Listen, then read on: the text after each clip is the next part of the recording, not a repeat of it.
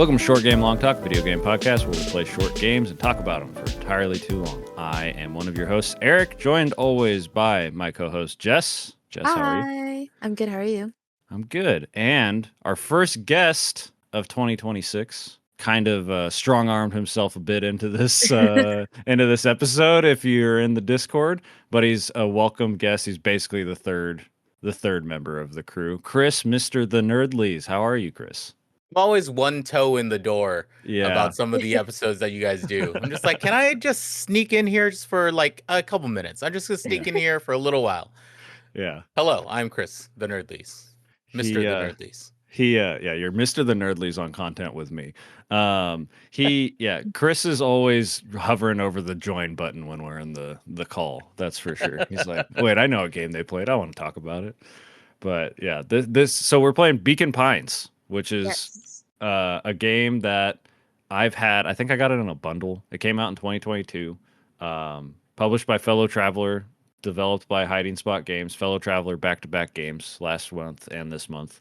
Very good publisher. They're our new Annapurna, seeing as Annapurna is not Annapurna anymore. Yeah. But I got it in a bundle. Me and Jess share a Steam library, so we were just kind of like, oh shit, it's a short month. I don't have an idea of what game to play. And I was like, Jess, go look in the library and pick one. And she's like, Beacon Pines. I was like, yeah, that looks cute. That falls into the category. And that's about all I knew about this game. But Jess, what did you know about this game? I quite literally went to the page in the library that showed all of the front The cover art? the cover art. Thank you. I was looking at my discs. I was like, how Yeah. do I say the front cover of a disc if it's a digital game? It's not a case. I can't. The cover art, and I just like went through going, that could be considered as cute. That could be kind of cute. That could, ooh, that one's cute, and that's it. And I searched up how long to beat, and it said like 6 hours if you really like take your time. And I was like, this is perfect. Yes.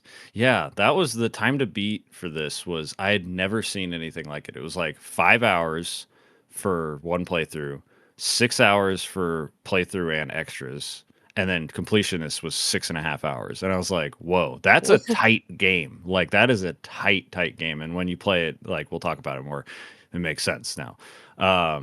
Yeah, I had a very similar, I was like, I know this game. It looks cute. I saw at one point that Gab Smolders played it, and I was like, cool, this looks cute. I assumed this was some kind of, social sim situation with maybe a little bit of mischief based off of our main character, Luca Van Horn's face on the front, on the cover art. Chris, you had mentioned literally, right before we started recording that you played this on launch day. Pretty much, yeah. I played the demo of this about 3 or 4 months before launch day, and this is one of my most anticipated games of that year because the demo ended so well, gave you such a good cliffhanger that I was like, I'm interested in what the narrative structure of this is. And this is one of those games where it came out, I bought it immediately on Steam, and then I realized it was on Game Pass, so I owned it twice. And I never returned it because the game was so good. I did the same thing with Blueprints. There's certain games where you're just like, nah, I want to own this, right? It's not GOG where we don't actually own the games, but you know what I mean. Now I'm excited because I have Blueprints, right? I own Blueprints on Steam, and I no longer have Game Pass. So it's like sometimes you just got to do it. You play the game, you just got to have it. Especially because you played the demo. What was the demo up to? The demo, without being too spoilery, because we're not in that section yet. From what I remember, the demo ends at pretty early. The demo was only 20, 25, 30 minutes long. Okay. And it's at right after one of the first choices you can make. Okay. Got it.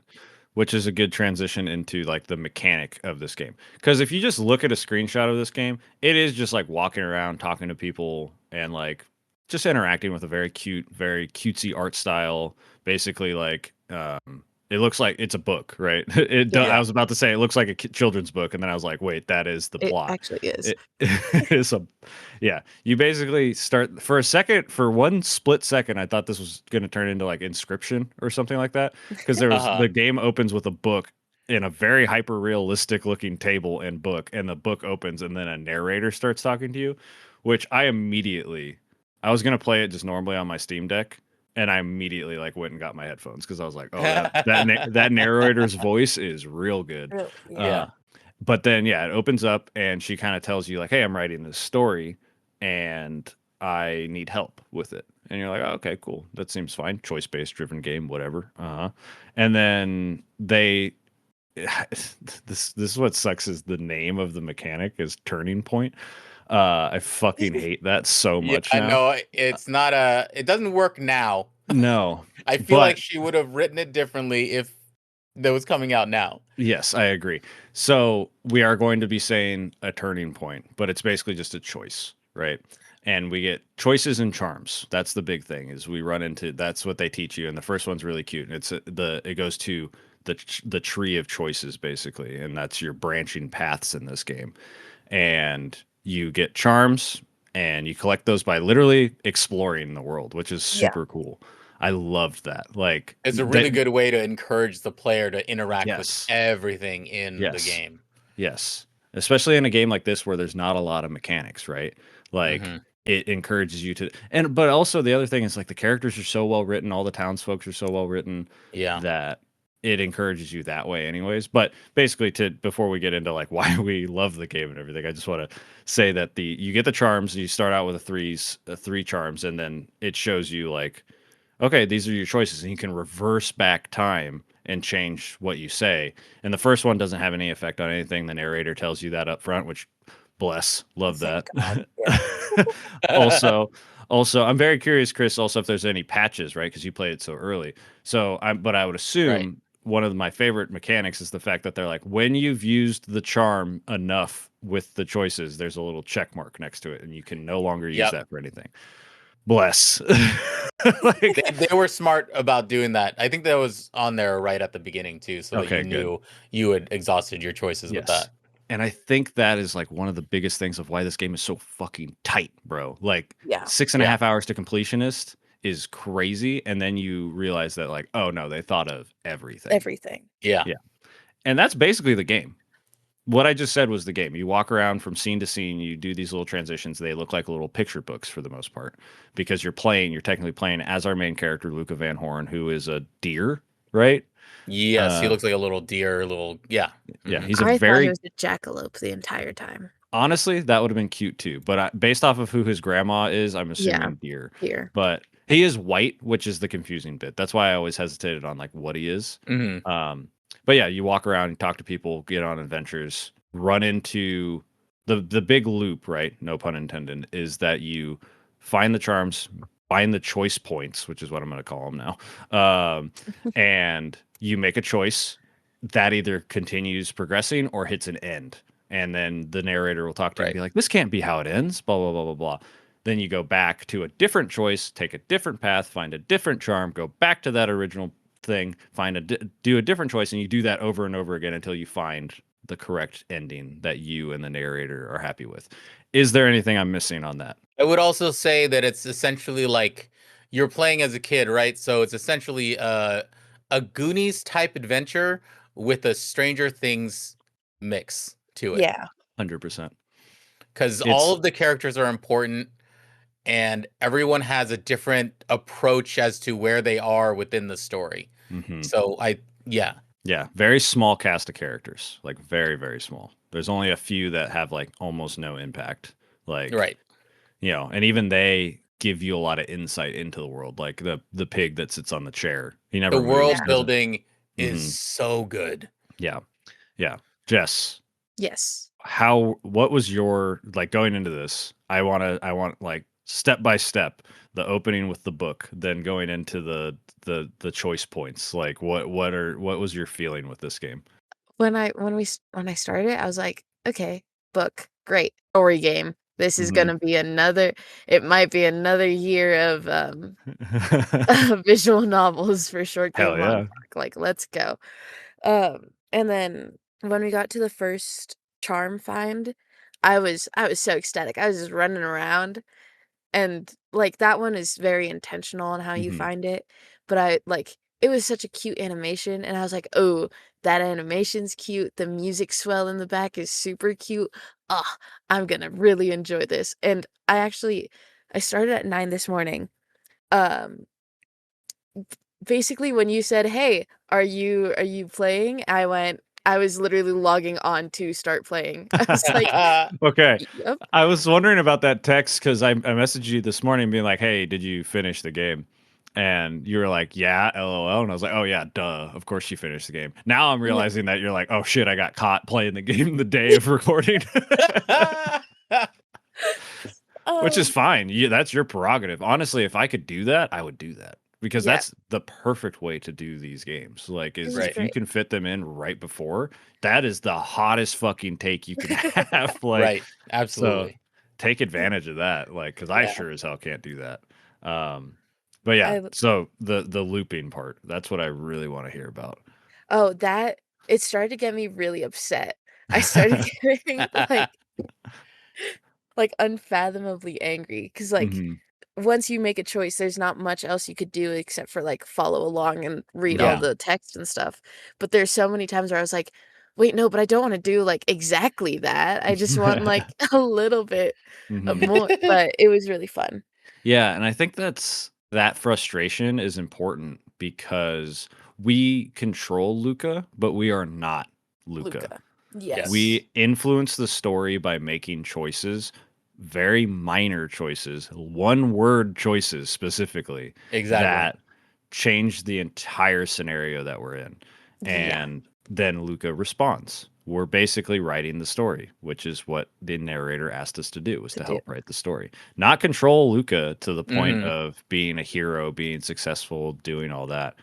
And I think that's really, it's like a magic trick. Yeah, Like It this really whole, is. And we'll talk about it more. I have a lot of thoughts about that. Like I think yeah, it does a really wonderful job of giving you the insight into how a story is written and how yeah. little things can affect how you, Hmm. yeah, how you end how that the story. ending, yeah. Yeah. Yeah.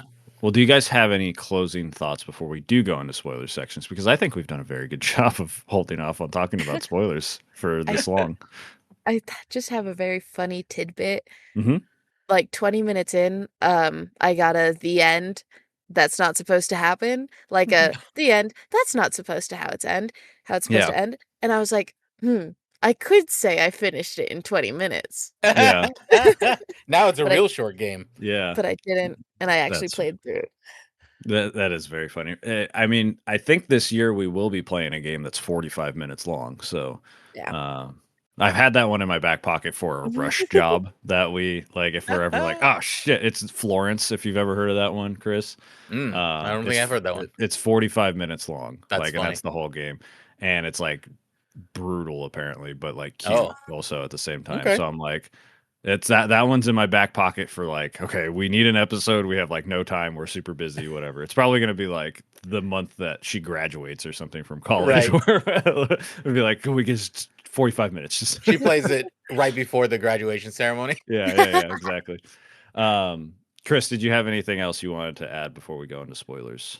No, I just as soon as if it's any testament to how much I love this game, as Hmm. soon as it was mentioned in the Discord, I DM'd Eric and I was like, I would like to be on this episode if you'll have me. Hmm. Because I honestly have been waiting to talk to people about this game because I don't think a lot of people have gotten to experience it. Yeah. And because I played it and I know Gab played it, those are like the only two playthroughs. I mean, just because I don't follow a ton of gamers, but Right. I, my playthrough and her playthrough are the only ones I know of this Hmm. game that are Mhm. on the like. I'm sure there are a ton of other playthroughs. I don't want to Right. say like it's just me and Gab, but those are the only ones I know of that could to show the entire story. So like I was super excited to relive this game and re-watch the moments because there are a lot of moments in this game. Yes. Um, and yeah, I would highly recommend it to anybody who likes storytelling structure and Hmm. obviously cute visuals and just incredible writing. Really, Yes. really Yeah. good writing. Yeah. That is, I think, while I was playing this game, I just kept thinking, I was like, this is a short game, long talk, game ass game. Yeah. Like this is the the epitome. Because like I love Thousand Times Resist. I love Doki Doki Literature Club, all that stuff. But I'm like, this is like the encapsulation of everything that like this show stands for, where it's like it's cute, it's easy, it makes you think. There's so many different things that can happen, like all these different things. It's so like approachable. It's not like it makes you think, but it doesn't like make you have like a crisis like a Thousand Times Resist might have you make. Like there's so many like it's so good about the storytelling. Like there's so many like all caps notes that I have when I've made realizations and things like that. And it Yeah. was and then they twist those realizations where you're like you thought that but it was wrong, but the both things make sense.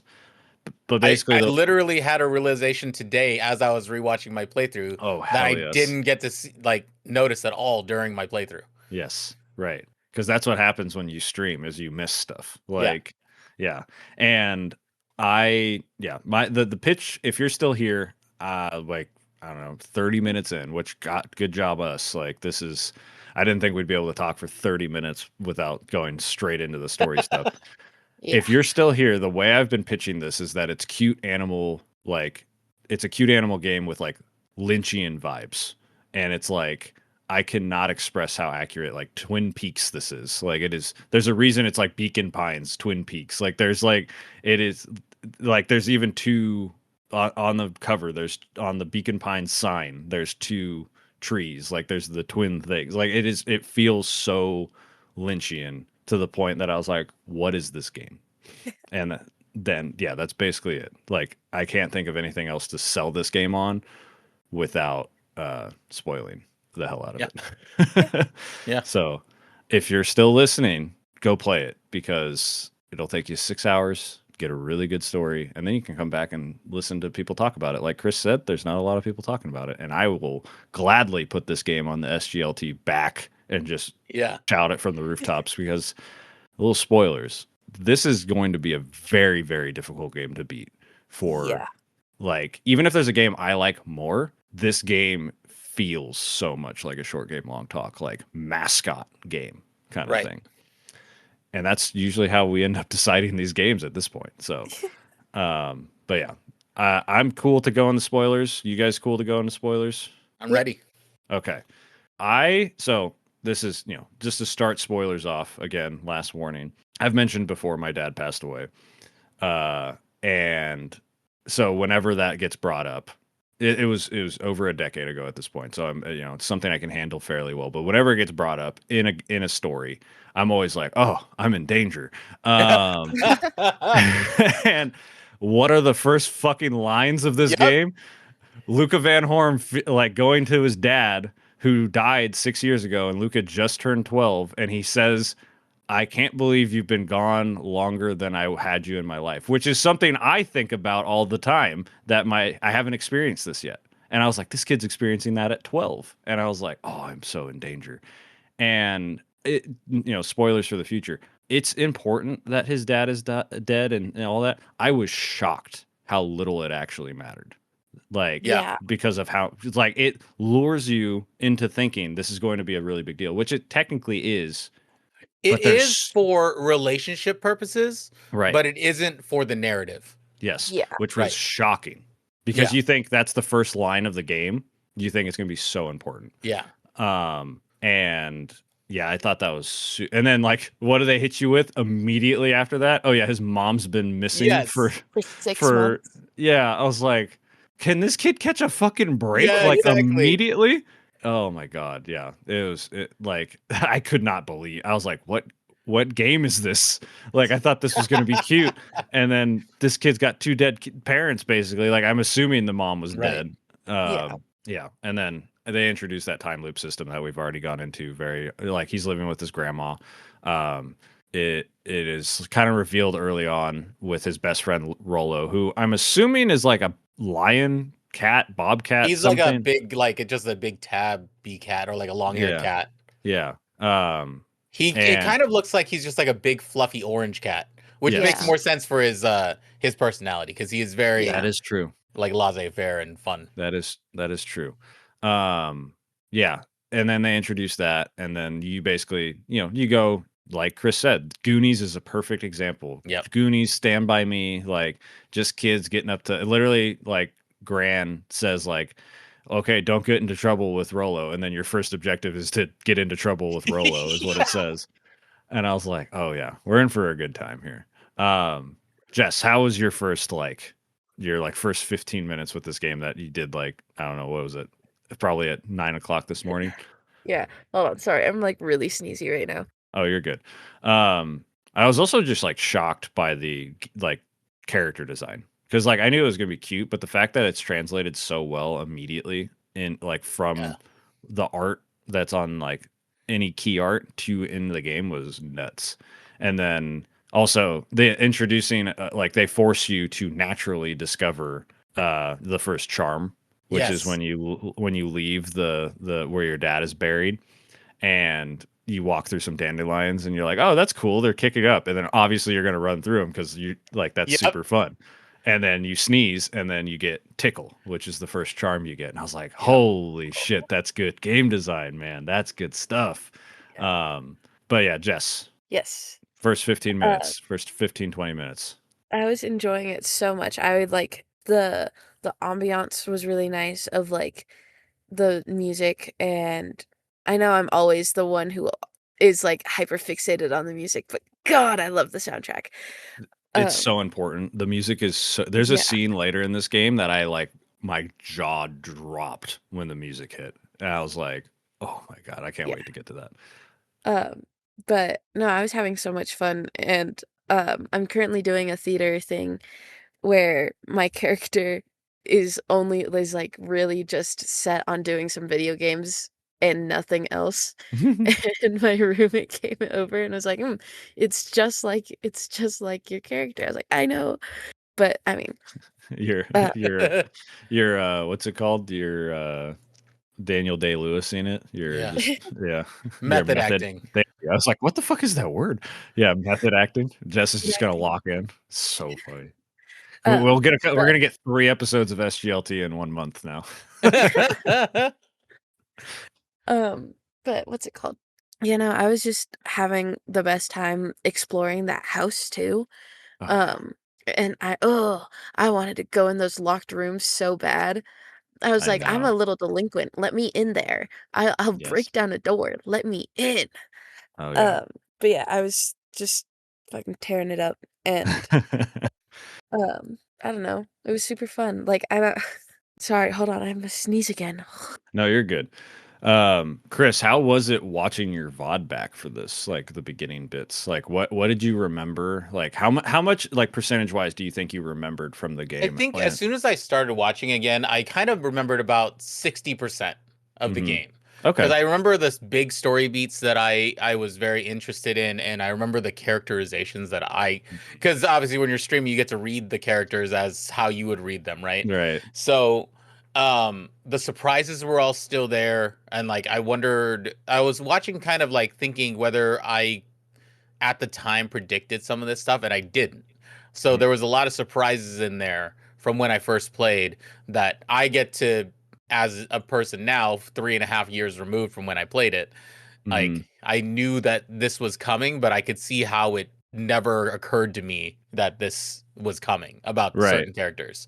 Yeah. Um, but I just think going into it, it just has such a strong start narratively, especially like you were saying, it starts off with already going into Luca's backstory and who these people are. And then the narrator kind of explains to you why grandma's there, who your friend is, gives you those characterizations that you really start off super strong within the world of what they're creating, Yeah. right? There's this little bit of mystery because you're kids, right? Everything's curious, everything's Mhm. an investigation, everything's new to you.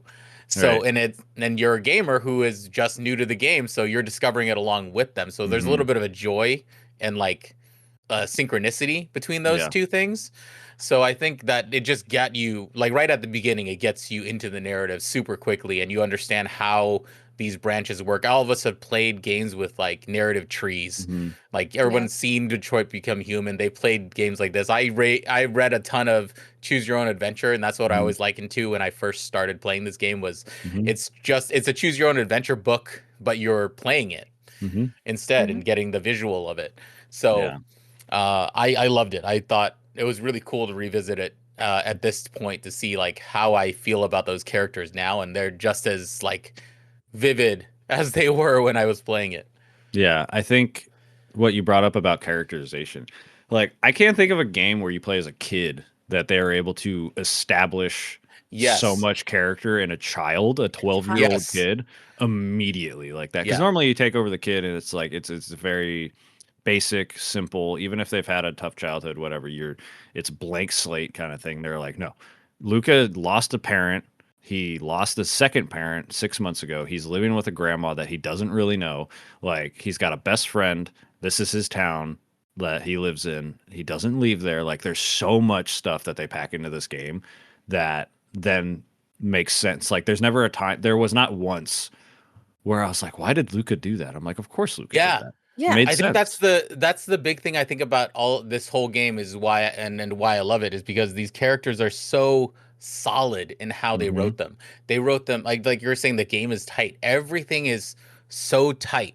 Like every single character has motivations and things that they've experienced that paint how they're going to go through. Rolo does his thing because of this is how he grew up. Luca does his thing because this is how he grew up. The friends all show up and we'll talk about some of the other characters, but all of them have their own little side narrative that weaves through. And it's just, I've never seen a game accomplish all of those things without making a character. I think the only character that's like even a little bit vapid and it's supposed to be are the clipboards.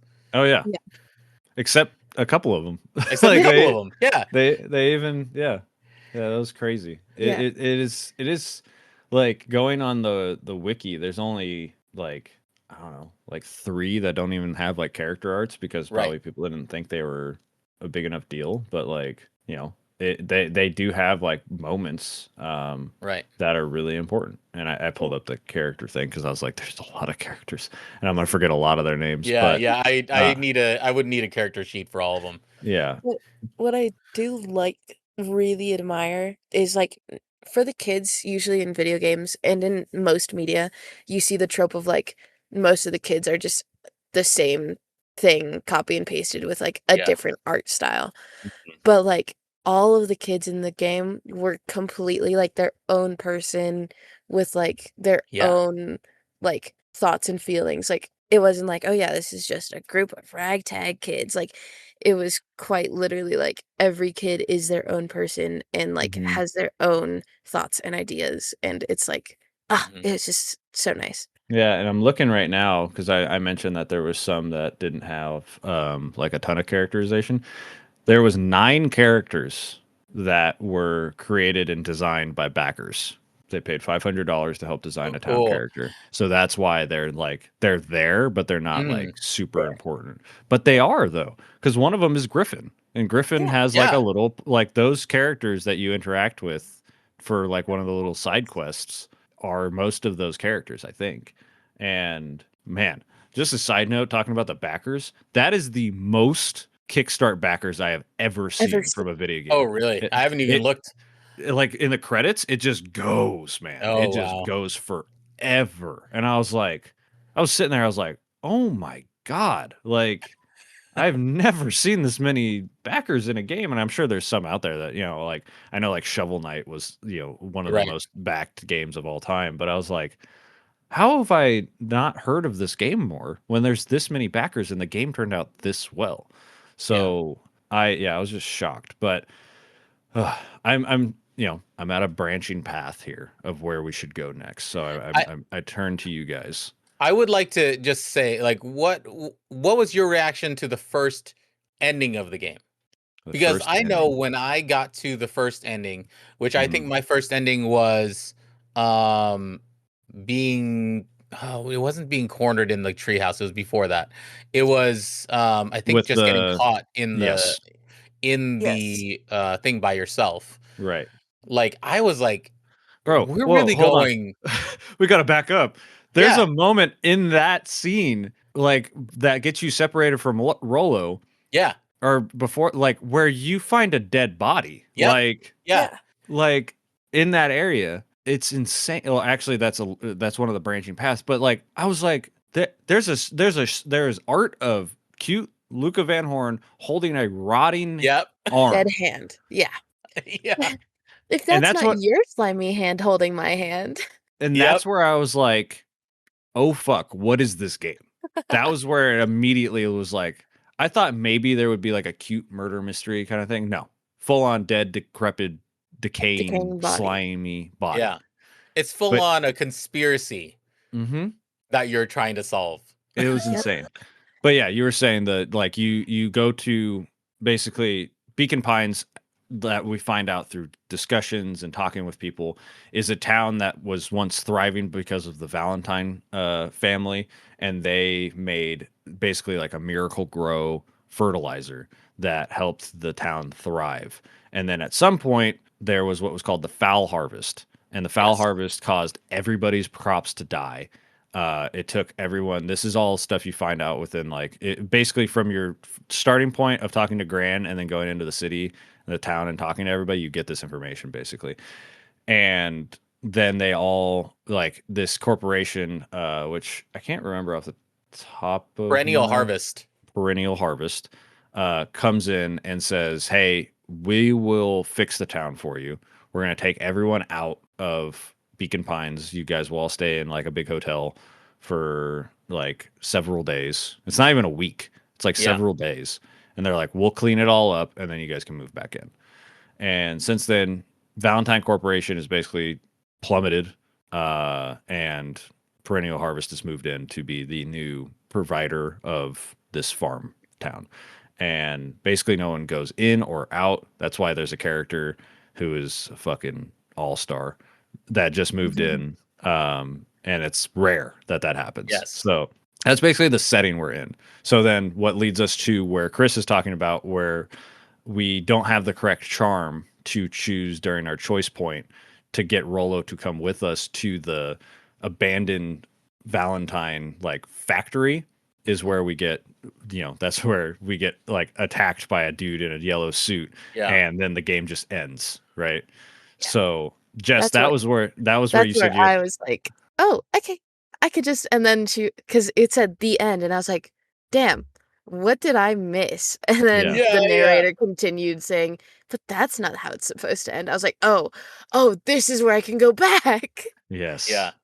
That was my first thought too, was just like, I was like, oh, it's not just like experimenting with choices and things like that. It's like you fucked up. Like you need to go back and change things. It's not just like I thought maybe, oh, okay, yeah, we'll get like an optional path and whatever. It was like, Mhm. no, no, no. You died. Like you need to Yeah. start over and like go back to a point to find a new thing. And I was like, all right. Every time something was introduced into this game, I was like, I can't believe this is this game, basically. Exactly.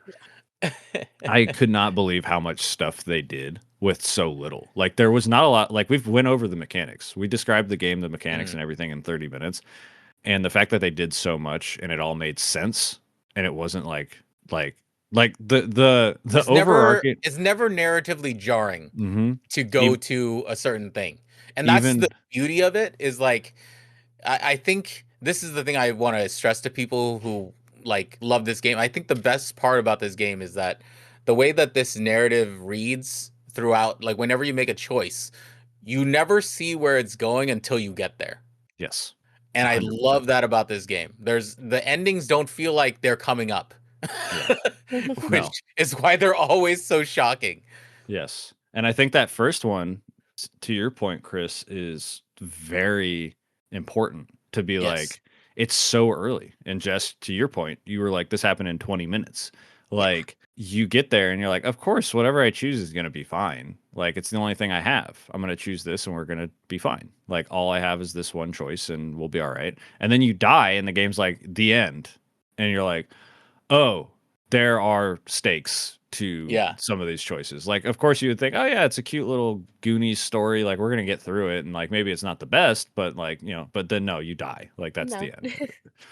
And yeah, it gets real crazy. Before we get deeper into the story, is there any characters that maybe we might not touch on in the main story that you guys wanted to talk about a little bit? I just need to talk about Dawn. I Oh love my Dawn. god, Number all one, star. number one on my list of like my favorite character that's not a main character. Yes. Mhm. Top tier choice. Yeah. Why? Who is Dawn? Jess. Dawn is the bat who is trying to be a journalist when she grows up, and she runs the little newspaper shack Mm-hmm. that's called The Break of Dawn Yes. because it's Dawn's big break. Yeah. Um, and she is the cutest little like oh, she's the cutest Yeah. little bat ever with her Yes. little hat and her like plaid dress. Oh, she's so cute. Um, but she like what's it called? She basically is the like sees all hears all because she's a bat, Mm-hmm. so she hears everything. Ha ha ha. Yeah. And whenever like she's like, "Oh yeah, I'm sorry I can't help you like with your mom, but I'm still on the lookout." That melted my heart. Mm-hmm. I was like, oh my God. He's Yeah. What got me with her was it was the middle of the day. She was sleeping. And Yeah. she's like, I was like, of course she's sleeping. She's a bat, she's a but she's bat. trying her damnedest to be a reporter. So she has Yeah. to be awake during the day, but she's doing all of her work at night. And I was like, this poor girl. Like, oh, I was My like, favorite moment with her is the point where you're, and we'll talk about it narratively, but you're in the bushes because mm, you saw someone Mhm. walk by, and then absolutely. she just pops up out of the Pops up. bushes. And I was like, I wasn't expecting her to be here at all. She Yes. doesn't need to be here, really, because you just listened in on a conversation. But, like, yeah, of course she's going to hear it too, because she's a journalist and she's hearing Yes. everything. Oh, he's so good. Yeah, I'm trying to think. There's a couple. I think it's well, we can talk about Bert. Bert's fucking hilarious. Bert is the one that the guy you sent the clip of today, Chris, Oh, who yeah, yeah. the little fox who's just like talking to you about like unincorporated towns and Yep. stuff like that. That man drops so much logic and lore that are Yeah. so important to this game without you realizing. If you don't talk to him, doesn't matter. Like Right. you can continue on with the game, but he will explain why Beacon Pines is weird Yes. immediately Mhm. if you go talk to him. And then because he's just like a kid with a special interest, and Mhm. it's so funny, and I The other absolutely love it. one, oh yeah, sorry, I didn't mean to interrupt you. Go ahead, go ahead. The I other was one was Kato, yeah, the Kato! That's the what I was yeah. library thinking of. penguin. I He's love so him. cute. He's Such a so cute cute. design. Uh just little mechanics. He's very expository here and there Mhm. to get you from one place to another, but he's just a cute design. But also in that library scene, there's a kid named Jace, Yes, thank you. Yes. That was the other one. who there is some dialogue with him because he's just sitting there in the library reading a book, and you don't think anything of it. And this is the one thing that I was like, I didn't notice till now watching it, was that he's literally kind of spoiling the game for you. He tells Yes. you essentially what's happening, but he's talking about a book that he's reading Mhm. and not the situation that you're in. Yeah, the Hank Atomic books, right? Yes. Yeah, Yes. So, and to go with him, Miss Hatch is doing the same thing. yeah. In the Mhm. like, she was the one that I picked it up on. I didn't even notice with the Jace one actually, but yeah, both of them. You just talk to them. Jace is what's funny is Jace is talking to you, right? Yes. He's talking to you because fucking Luca keeps saying no spoilers. Like I Yeah. haven't read it yet, Yeah. but with Miss Hatch, she's just reading out loud and you Yes. read it and she's just giving you exactly the same thing, and then the game when you're done the last time you talk to her book is closed and she's like, oh man, that was a great story, and I'm like, hell yeah it was, He's Miss like, yeah. Hatch. Thank you, Miss Hatch. Yeah, of course it was. Oh, it's so good, dude. Yeah, those two characters, they're standouts, especially with Kato or however you say it, of those side characters. Like those ones are real good. Yeah, there's just a lot of really good designs, but there's a lot of characters that we'll talk about that I'm like that are a part of the main plot in one way, shape, or form that Yes. we will get to. Um, Again, we got choices to make. Where do we want to head? There's so many. It's very hard to talk about this game in a linear fashion because the game is not Yeah. linear. So, I would like to know where you guys want to go. I want to talk about one of the more brutal endings that I was not expecting. Okay. Mhm. So obviously, if you're here, you played the game, you know where the Hmm. story goes. There's in the middle of the game, you're kind of introduced to the fact that something else is going on, and that your grandma is implicated in planning something. Yes. She kind of is making secret calls. She's having secret meetings. The secret meeting was the one that Dawn pops up in with her and Hiram and the lady who Miss runs the diner. Tellerini or something like that. Yeah. So they have a meeting and then they break off, and you're like, what the heck's going on with that? So, and in this ending, you and Rolo, Miss Fratelli. Fratelli, Yeah. in this ending, you're going to the right. You get to the festival. Mm-hmm. You've made up with Rolo. There was a Oh big my blow up with God. Rolo, Yeah. which we can talk about that real quick. Yeah. Which I that conversation after you meet Beck and Rolo feels like you left him for Beck, Yeah. Yes. right? He's mad at you. He says something he shouldn't say. Mm-hmm. Yes. He says, "At least my dad was there for me." Mm-hmm. Bro, Which livid. I was absolutely livid. I literally wrote, "Where's my note?" I wrote something about this because I was like, "Oh my God, Rolo," because Rolo's been great since then. yeah, He's a little derpy, like ADHD kid, but he's super cute. And I was like, "Whoa, yeah." He said, "Oh," he said, "At least my pa's still around," is what he said. yes, And I Yes. was like, "Damn, true colors, huh? When you're angry? yeah. Holy shit, Rolo." In my playthrough when I was watching it, I was like, I literally said out loud, like, Rolo, why would you say that? Yeah. Why would you And say what's that? and what's funny is it is funny also. I'm looking at my notes like 4 lines later, he's forgiven. Yeah, Four notes later.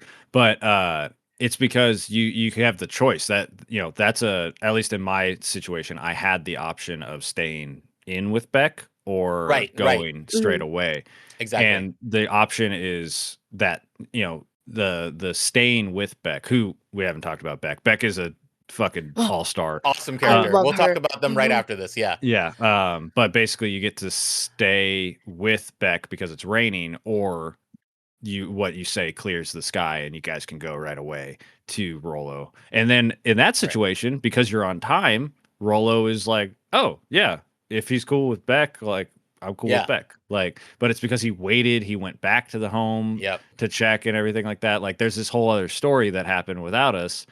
And meanwhile, we'll talk about it because that's one of my favorite scenes. Is the scene with Beck is like, "Oh, I'm falling in love with It's this so character. good. It's so good."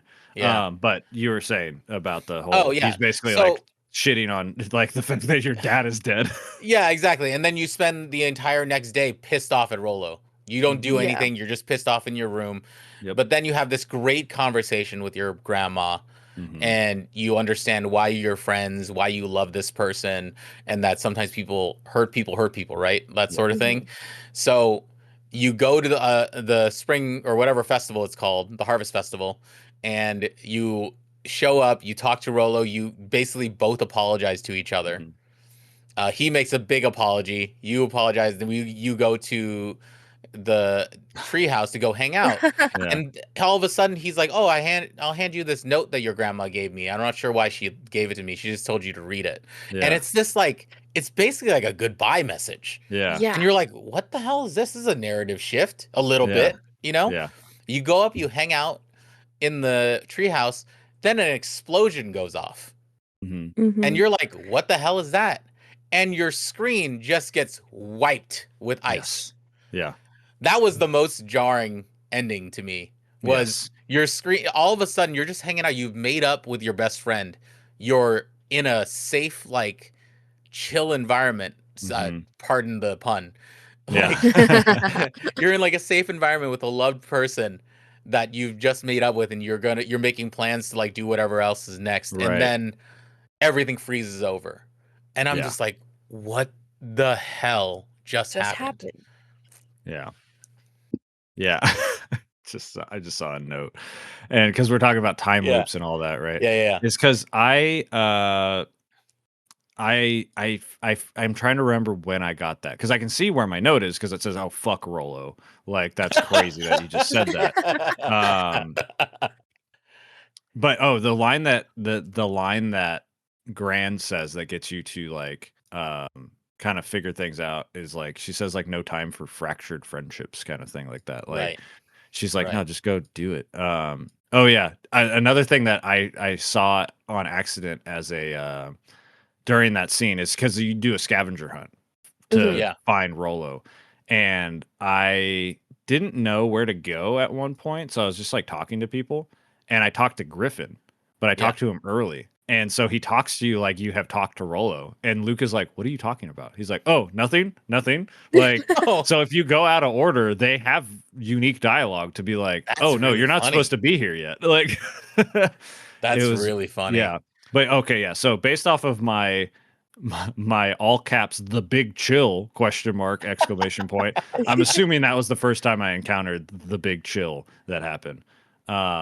Yeah, and then you can, I think at that point you can go back and basically go you discover a very big twist, right, that we Yes. will get to. But we can go back a little bit, kind of talk about Beck, because Beck is Yes. we she's very involved in one path and very not involved in the other path, which Yes. Yeah. I always preferred the Beck path.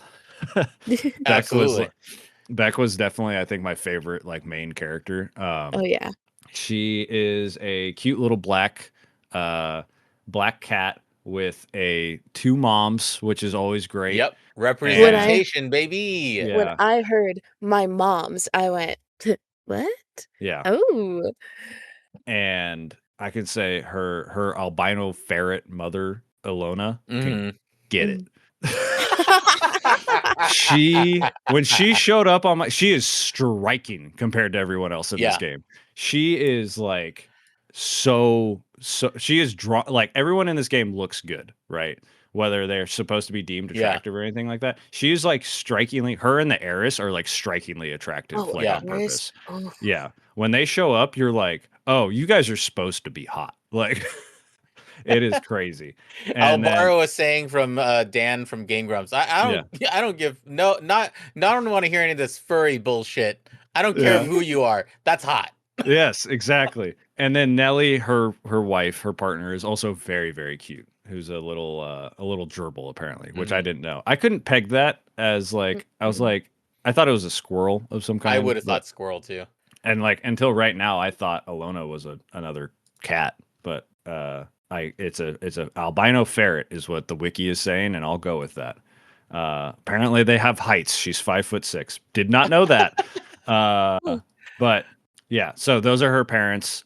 Nellie has been hired on to be in Beacon Pines as a researcher scientist for Perennial Harvest, which obviously will by this point raise some red flags because we haven't even mentioned the fucking clipboards, which are a bunch of red pandas that ask you a bunch of personal questions that they Yep. just jot down and are basically robots. I thought there was just one at first, and then I was so No, confused, and then I yeah. was like, ah, got it. They're a bunch of just freaks. Like it was, they were very, very, very well done as a creepy Hmm. little like side thing.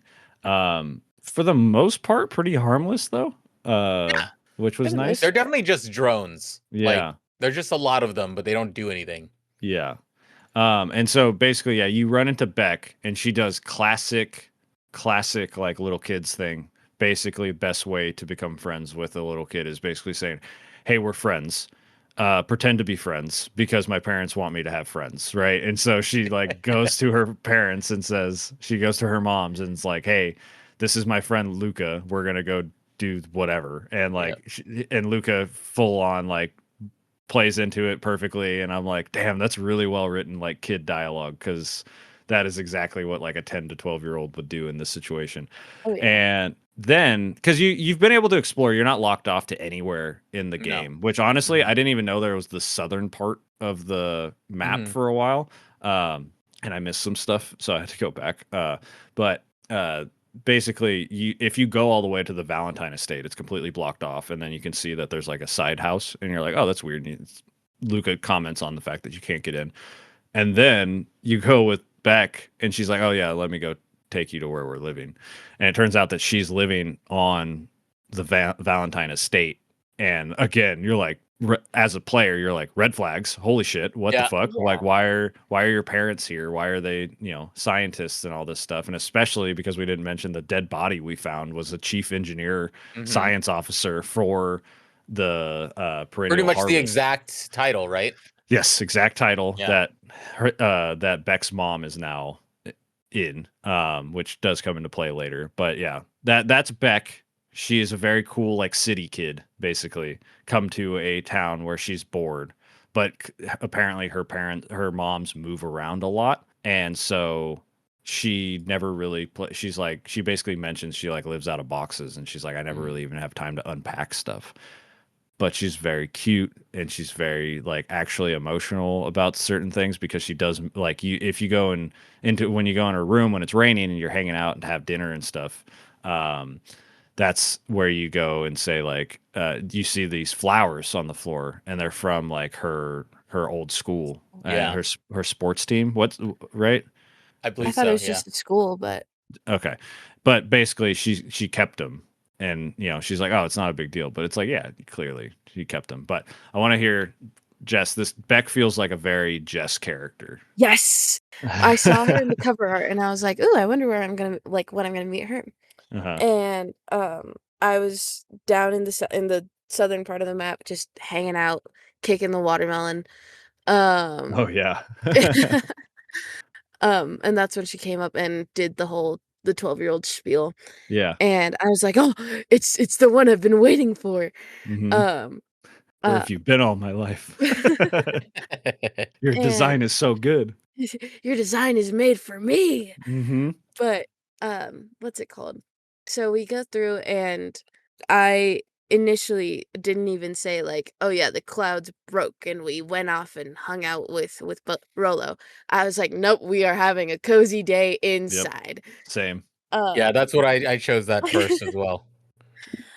And, that was this scene specifically was where I was like, "These the people who made this soundtrack deserve Thank you. Yep. everything Yep. good in their lives," because when they were having their heart to heart screaming into the window, Yep. and the music was swelling and it was, like, all perfect, I was like, "Oh my god, this is peak. This is Hmm. the Yep. best, like, I could ever ask of this game." Yep. And then the game just still gets better. Yeah, Um and that's what's crazy is that's not the peak of the game. Like It, I wrote that down. The quote is yell our complaints at a storm. And I'm like, "Oh my god, God. what a line." And then right before that, I was like, these two are destined to meet because I forget who says it, but it doesn't matter because either one of them could say it. They're like, "Do you ever feel like they look at you like at you and just see a problem?" And I was like, Yes. "Fuck, No, man." yeah. it was they were having the I remember this. This was, Yeah. like, 5 4 hours hours ago. ago. Yeah. Um, the conversation was like, "Oh, are you l" Luca asked Beck, like, "Are you not happy?" Mhm. And Beck was like, "Well, I've got loving parents but there's just sometimes," and trails off, and then Luca's like, "Yeah, I get it too, like, my grandma just kinda looks at me like," and then Beck finishes off, like, "She looks at you and you like you're the problem," and Mhm. it was, like, silence, and I was like, Yeah. "Babies, no." No, literally, like it's so crazy because I'm looking at my notes and like obviously it's like we're skipping around, which you can do in this game because you Right. might come across stuff differently. But I'm like, there's still so much stuff we have to talk about. Yeah. But that scene, I'm glad you brought that up because yeah, that scene, I literally was like, I'm not reading anything, I'm just listening to music. I listened to the music so long that the music stopped because Mhm. that scene with them yelling their complaints into the storm was so good and so Right. powerful. And I was like, this would be dumb if it was not Luca Van Horn, who is clearly a very mature. He's still a kid and he still behaves like a kid, but this is the most mature 12-year-old 12-year-old. year old because of all the shit he's been through. Yeah. Like, And I'm like, man, what an adult this kid is going to grow up into. yeah. Like I he's mean, going he's to rule clearly the a kid world. who has been like through, I mean, obviously through deaths and obviously probably gone through therapy Hmm. because of that. It does feel Like, like it. it feels like he has that like mentality of like, okay, this is how we deal with this thing. This is how I compartmentalize it because I've gone through this and I've had like either professional help or counselors that have talked to me and that sort of thing. So like he has a maturity to him in that Hmm. respect. 100%. Yeah. Like, I was during that scene where he notices that Beck was not feeling good and, like, didn't like what was, like, happening, and he was like, "Well, let's just do this," and, like, opens the window. I was like, "Wow." that is such a good, like, way for a 12-year-old to handle not only his own, but also a newfound friend's emotions. Mhm. Like, and then I started thinking about it more and more. I was like, damn, I was 12 when I met Eric. Mhm. 12-year-old me would have never thought that shit. Yeah. God, had to turn me to dust, huh? Yes, I have to agree 100%. Yeah. No, that's a good point. Like, literally, like, I'm, like, thinking about even just me when I met you. I was like, "I don't even think I would be." I don't even think, but it makes sense because Luca he's developed as a character so instantaneously Yes. Yeah, that it makes sense. And it's so, and it also, then we fast forward to choosing the other choice, which leads to, or no, this exact choice leads to Rolo, you know, being fucking upset with you. severing your friendship basically. And then, he pouts just like a kid would in that situation. And then he gets a little talking to, and then he goes and figures it out Yeah. because this kid is so mature, but it all makes sense. It wasn't far fetched. Like, Yeah. it's incredible how well he is written as a main Yeah. character. Absolutely. Also, might I just say, the Mhm. whole the spending the whole day pouting was so, like, I was like, "Damn, I'm getting compared to a 12-year-old." We've all done it. We've I all done loved it. I loved the part is just like he's digging through his stuff and he doesn't even know Mhm. what he's digging for. Mhm. And then you just come out with that ball and then he's just kicking the ball, Mhm. talking shit. Yeah. Yeah. It's so good. And I was like kicking I was fully vibing with it. I was like kicking it into walls and shit, and I Yeah. was trying to juggle it. I was like, I was like, fuck Rolo. Like yeah, it was really funny. Oh man. Okay. Let's rewind a little bit because Yes. I think we've already gotten past the like time where we actually get to find the green goop and things like that Yes, that we we really Oh, have like. gotten past that. right, Yeah, with for sure. Iggy. So let me see. I wrote down Pete and Toby, which I think is Toby is that's the dad, right? Is it not? Let me see. Possibly. Or yeah. No, But who the is two Pete and that Toby are the clipboards. they're the clipboards. Okay, so see they actually did have names. I guess I wrote those Yeah, ones down. there Mhm. was 3 clipboards that have names, Pete, Hmm. Toby, and Piper. Yeah. Oh yeah. Okay, so here's some stuff I wrote down just to get us somewhere because I Oh, wrote yeah. no, sorry, I was just rereading the wiki, and Piper is not the clipboard. Piper is the girl up in the, cafe yeah. Oh reading. yeah, yeah. Okay. So I wrote it was around so I said, you know, Rolo has no fear, which is around when he runs into the electrical fence like a psychopath. Um and then right after that it's the holy shit dead bodies. That's where we discover, Yes. because originally we got captured by the guy in the suit, the yellow big yellow hazmat suit, which is Mhm. very important to note. Um and we get captured because Rolo's not there because we didn't have a place to hide. And then this time we hide in the dumpster, and that's when we find the dead body and we find the note, the tag, and everything like Right. that. And that's where it splits, where that's where Rolo disappears. And so in Yes. this timeline, he's gone. We don't know where he is, and that's where we met. I think that's where I met Beck for the first time. Um, Mm. was I Yeah. think where you investigate stuff. And yeah, so I'm just saying this is where I first wrote down a theory of the Valentines used chemicals that led to the foul harvest. Not crazy, but then very soon after that, I did mention that like I don't think Sharper Valentine, the guy who is the founder basically of Beacon Pines and the founder of Valentine's, their company. I do not. I wrote this down. I do not think he's dead. I think he's mutated because we got. I forget. It's not with Iggy. I think it was before. No, it was Iggy. Iggy got Yeah. fucking mutated like crazy Yep. Mhm, because 'cause he because kicked the We goop pushed on him. him. Yeah. yeah, Or you kicked push the him game. into Yeah. the green gunk, and I was like, "Holy shit! There's body horror in this game. What the Yeah. hell?" Because his face just gets all fucked up, like Yeah. the side of his face, and he just runs away. Because Iggy and Tish are bullies. Iggy is a little like, what are you, Iggy? Are you He kind of looks like a little squirrel to me, but I don't know. Jerboa? Is apparently what he is. Jerboa. Aw. Yeah. And then Tish is a rhino. Oh, I know. And yeah, now looking at the concept art of, or not the concept art, the art of him with the body horror stuff, it is very obvious what happened to him, but at the time you cannot figure Oh that out. yeah, it's the first Yeah. time you see something like that in the Yeah. game. So Yes. Oh my Again, god. followed up by the dead body, like the dead body, and then this. I'm like, what the fuck is this game? What do you mean?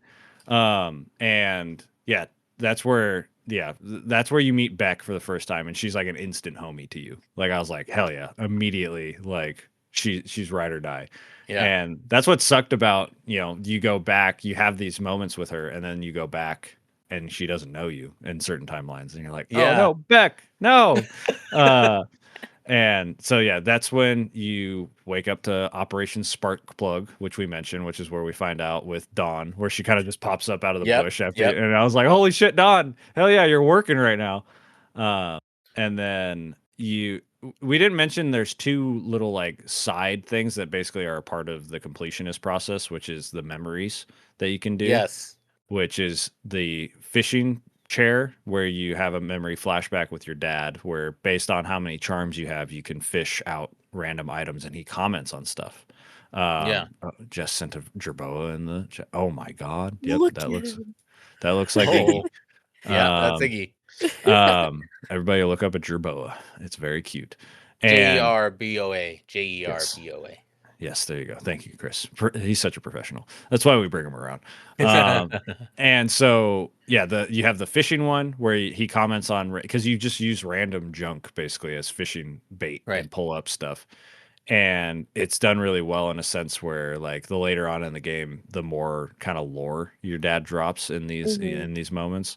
I had a little thing that I wrote down that I forget what his name is, but his buddy, your dad's buddy that he used to fish with, Mm, um, he's like, I think Luca asks him why he still has the chair up, and he's like, "Oh, an empty chair makes for a good listener." And I was like, "Fuck, man, Fuck. that's so good." But then the other one is the diner where you help your mom serve Mhm. food. And I loved that one. That one was yeah. super fun. The fishing one, you just, it's whatever. It's a pretty basic fishing mini game, but actually having to think like based off of what they ordered because you're using random shit like a super small patty or some candy or just Right. leaves or a fish head or whatever, and it's based off of what they say, and it's very, very cute. Is there anything I've mentioned that we want to expand on as I go through anything? No, I think I'm good on No, I there. Okay. And then there is jam that you're delivering, which was very Yes. fun. And it was very clear that there's something going on with this jam. Yes, Especially the because jam. Hiram Yeah.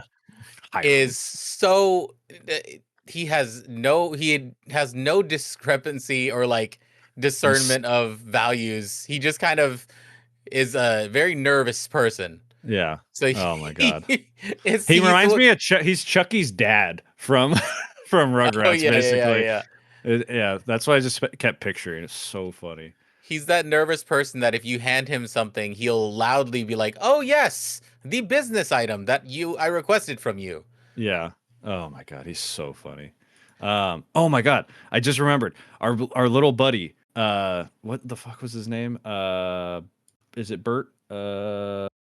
Yeah, orange fur. No, white underside. Yes, red cap. The little guy that Yes. talks about the unincorporated towns and stuff Yeah. like that. Yes.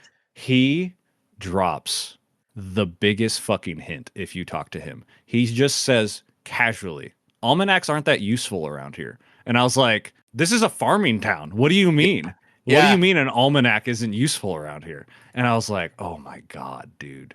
What the fuck?" It's him and one other person Hmm. who give you the biggest clue about the huge like one of the huger reveals in the Yes. game. Someone It's says I can't remember what the other character is, but he's staring at something.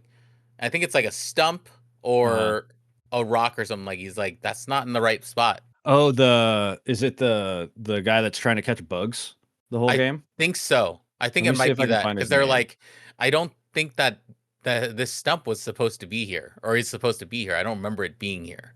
Yeah, because it's somebody who he's trying to catch bugs the entire game, and he's Yeah, like, "No one, there's no bugs. There's yeah. nothing here." Yeah, let me see.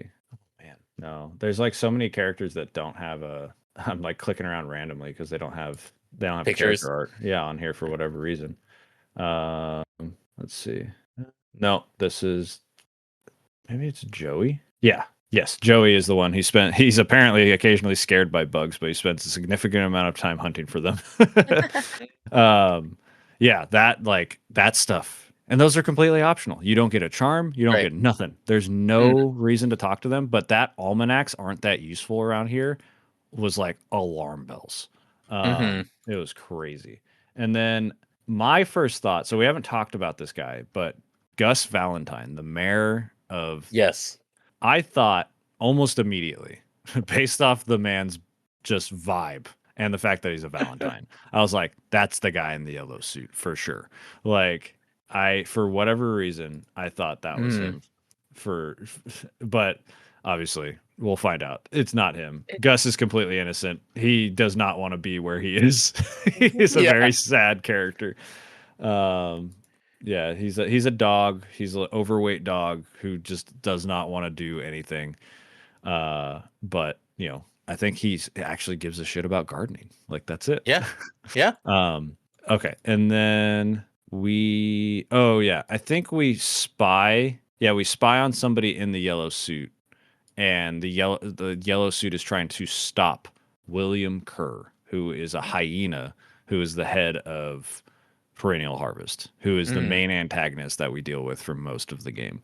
Yes. I And have so many thoughts about William Kerr, give it to me. because that is a fake thespian. No one says shit like that. No theater person talks like that. Are you kidding me? Oh, what? Give me an example. What are we Well, talking I here? don't have exact examples because I like read it and then I skipped through his dialogue because I Mm, was getting upset with him. But yeah, he is very annoying. he like he was making a bunch of references to Shakespeare and blah blah blah, which Hmm. like if I actually read more Shakespeare, I probably would be like, oh, there was some foreshadowing in there because a Hmm. lot of Shakespeare is obviously doomed. Yeah. Um, but I was like, oh, no theater person actually thinks like this. And but they also like that set me off too on like my theorizing because I was like, why the fuck does this fertilizer guy know so much about theater? Hmm. It Like is interesting now. In retrospect, it's very obvious. Yeah, that's a good call. Yeah, I didn't even think. I was like, oh, maybe Jess will pick up on something with this guy. Um, but yeah, William Kerr. He's a hyena. He's the head of Perennial Harvest, at least at Beacon Pines, because he does talk to somebody as like his big boss multiple times that we don't meet right away. But uh, I have this. Yeah, I said in 3 lines. Gus is definitely in the yellow suit. The yellow suit is trying to stop Kerr. It's Gran, because Grandma is wearing the yellow suit Yeah. in the scene that we see. Because I think it's because we're late to something that we do catch um her, right? we Mm. were going it was after you came back from the time loop of staying in with Beck and then Mm-hmm. Rolo being mad at you when you set back to choosing to stay with Beck or bring Beck to the treehouse. When you're leaving, Beck is shaking the gate and is like, "Tell me your secrets, house!" And then the gate opens, and Oh that's where yeah, you that's see right. it. That is Oh right. yeah, yeah. And then yeah, right after that, there's like so much. This happens so fast. Looking at my notes, because it says Rolo's family was hit harder than the other farms. And then it points out that Valentine, what the hell is his main name? Uh, Sharper Valentine and Luca's dad both died 6 years ago due to an accident in the plant. And that's where I was like, that's that's an interesting coincidence, Yeah. huh? And then that's where they point out that the people were in hotels for a whole. Like, I guess I did write down a whole week, but I could have sworn somebody says a couple days later. But regardless, they were there for multiple days in a week to scrub the place clean. And then my biggest red flag that Luca just randomly mentions to Rolo was that Luca says, "Yeah, I didn't really know my gran that much before this," and I Yeah. was like, "Who the fuck is this person then?" Because I was like, Yeah. because Rolo even clocks it. He's like, "I don't really trust her. She kind of gives me a weird vibe," and that was in like chapter 1 that he says Yes. that. Yeah. So I immediately was like, "Okay." this is interesting. Yeah. And then let's see what else. What else did we get? Oh yeah, there's an interesting thing that you can get early on if you do the fishing mini game, is that your dad mentions like, oh, there's a picture. Oh, what's this picture? And it's like, oh, that's you with your uncle Joseph. And I was like, who the fuck is Joseph? And then later it's revealed that Mr. Nuncreed is Joseph. Like that's Yeah. his name. And I was like, huh, that's crazy to just be able to Yeah. miss that. Because he, Nuncreed does express the fact that he did know your dad a lot, like for a long Right. time. They're very close, and that you were like an uncle to him. But finding that early reframes everything about Mr. Nuncreed really early on, which I Yeah. was like, oh, whoa. Um, Which also was really funny when he was like, "Your grandma still owes me a dance." oh yeah. Oh boy. Yeah. We'll get to that. I don't want to. That reveal is crazy. I can't wait to get to there. I'm saving some reveals for the end. There's so many good reveals in this game. I That's the know. crazy part about this. It's very, very, as you can see by how we're talking about it, it's Yes. very, very hard to talk about this game in a straight line narrative sense because Yes. it is a bit all over the place. And that, I think, maybe one of the things that turns some people off about the game, but I find that fascinating. I agree. Yeah. As someone who was like an avid like hater of, I wouldn't call this open world, but if we had to like generalize it, it's kind of because you could choose wherever Yeah. until you're checked off. Like you can Yes. choose wherever to go to. Um, I genuinely like loved the fact that I could go wherever I wanted because even though the game itself doesn't go like super linear, whatever time skip you do go to stays on a linear path until the end of that Right. skip. And like I think this is probably going to be a very long talk for a like short game because we could just go in like a linear order of this happened, this happened, this happened. But Yeah. with how we all played it, Chris, 3 years ago, 4 years Yes. ago, Eric, I don't remember when you played it, Like 2 weeks ago.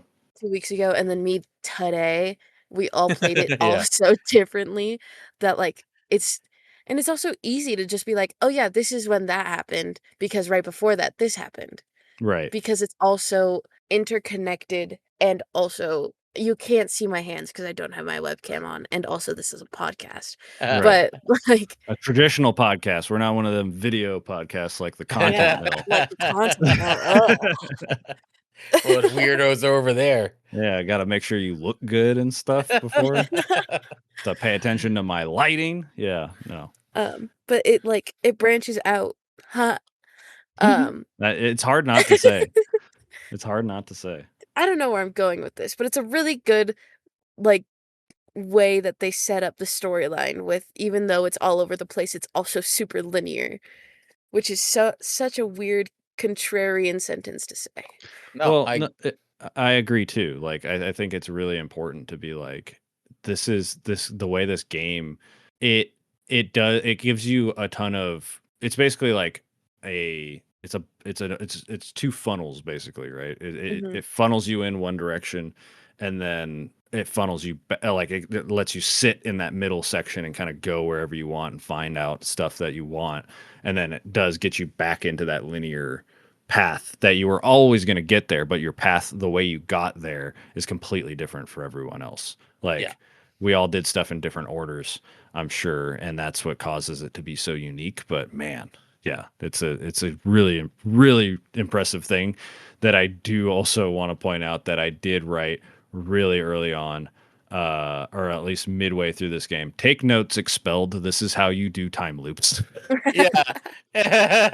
uh, because boy, was all of this exactly what I wanted. Because me as the player got to use information that I was given before Right. when I had it, and it was real good. Yeah.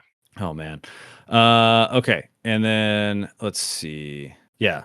Oh yeah. Then you find out about the basement in the house, Yep. which Mm. Mhm. blew my mind when I realized that the hutch that you move to get to the door, there was scratches next to it the entire time. Yep. And I was like, "Oh my god." I cannot believe this. Um And then yeah, you find out that the jam is an explosive. Mm-hmm. At least specific types of jam are explosive. Um, and Because she then was let's see. very explicit, like make sure you give them the ones on top. Their Yes, names are on them. right. And then yeah, we find out that Gran was not the one. She was wearing it as a disguise to infiltrate. And then we tied up we tied up Hiram Tolliver and did a poor at least at this point you do a poor job at interrogating him and then you Yep. restart time. Yeah. uh, this game is so crazy. Like I'm just like I'm running through everything in my head as I'm reading these notes. I'm like, yeah, these notes are very simple, but they're bringing back everything that I thought this whole time. Because then I think where I went after that was back to the green goop with Beck, Yeah. and because you get I used instead of fight, I used tickle. I think Tickle. was Yeah. yeah, Mhm.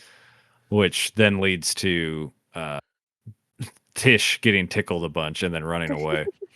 And then Iggy now being this small little now knowing that he's a small little rodent, like gets all pissy and kicks the green goop and it lands on Beck's hair. And I was like, oh fuck. Like I just saw what that did to Iggy not that Yeah. long Yeah. ago. Yeah. Yeah. I was like panicking. I was like, oh my God, Beck. No, not Beck. Like Yeah. Yeah. yeah. Oh my God. What was your guys' like thought during that time period? Because I'm curious how you guys were feeling now knowing like the body horror, the all this stuff is being revealed, like everything's starting to come undone, but like you also have so many questions at the same time. Mhm. So I had the opposite happen because I did the tickle one first. Oh, okay. Oh. So I didn't know. I was just like, oh, her hair goes white. Uh-huh. I mean, obviously it's bad or whatever, but I didn't get to see any of the body horror stuff until I went back. Right. Mm. So I didn't know how bad that stuff was. So I had the opposite experience. I had no idea how bad the stuff was until after I did it. I mean that Yeah. makes sense. Yeah. I I had a similar experience to Eric where I did the fight first and then I did tickle. And as soon as it splashed up onto Beck, I was like, I just headshot her. Uh-huh. I just killed Oh her. no. And Yeah, then I she was came so back with the worried. white hair. I was like, oh, I just gave her cute white hair.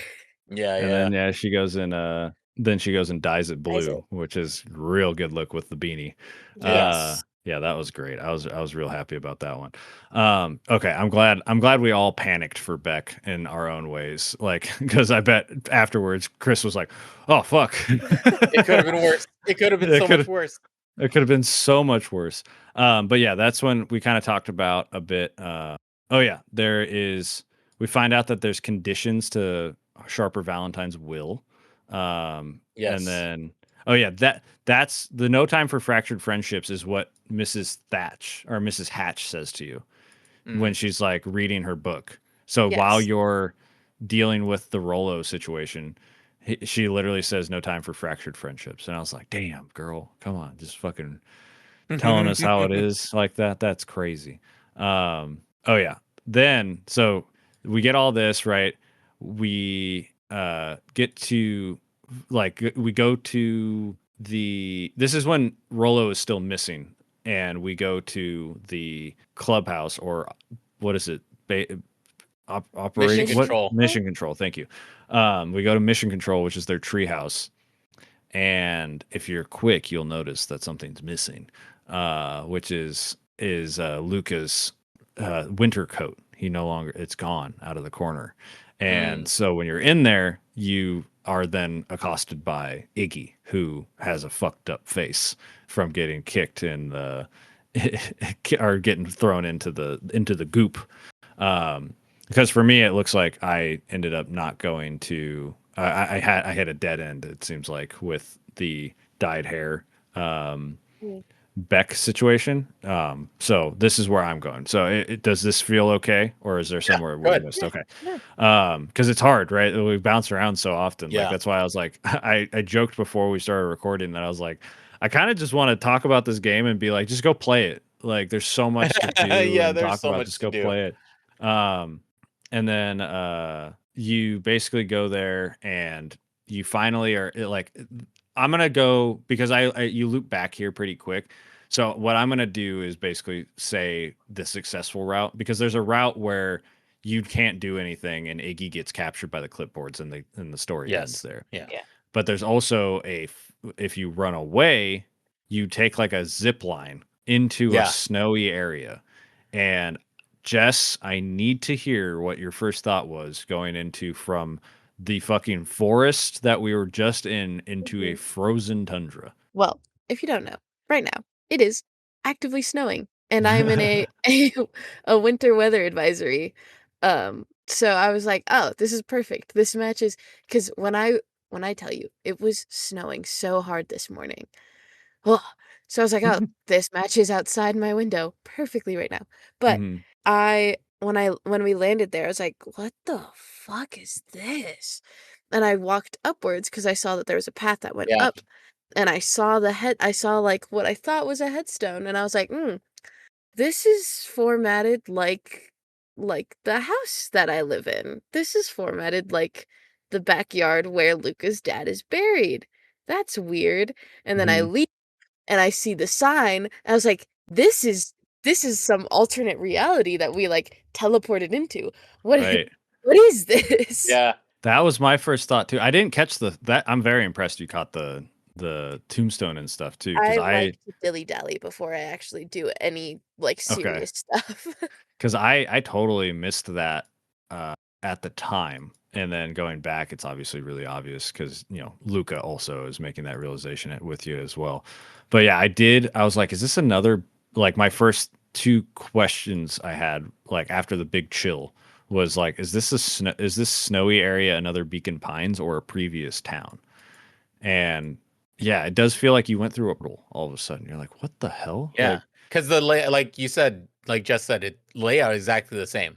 mhm. All of the exits and entrances to every portion is the same as the other town. It's also summertime. Like Yes. it's the beginning of summer, and even right off the bat, like it's a nice little bit of lore.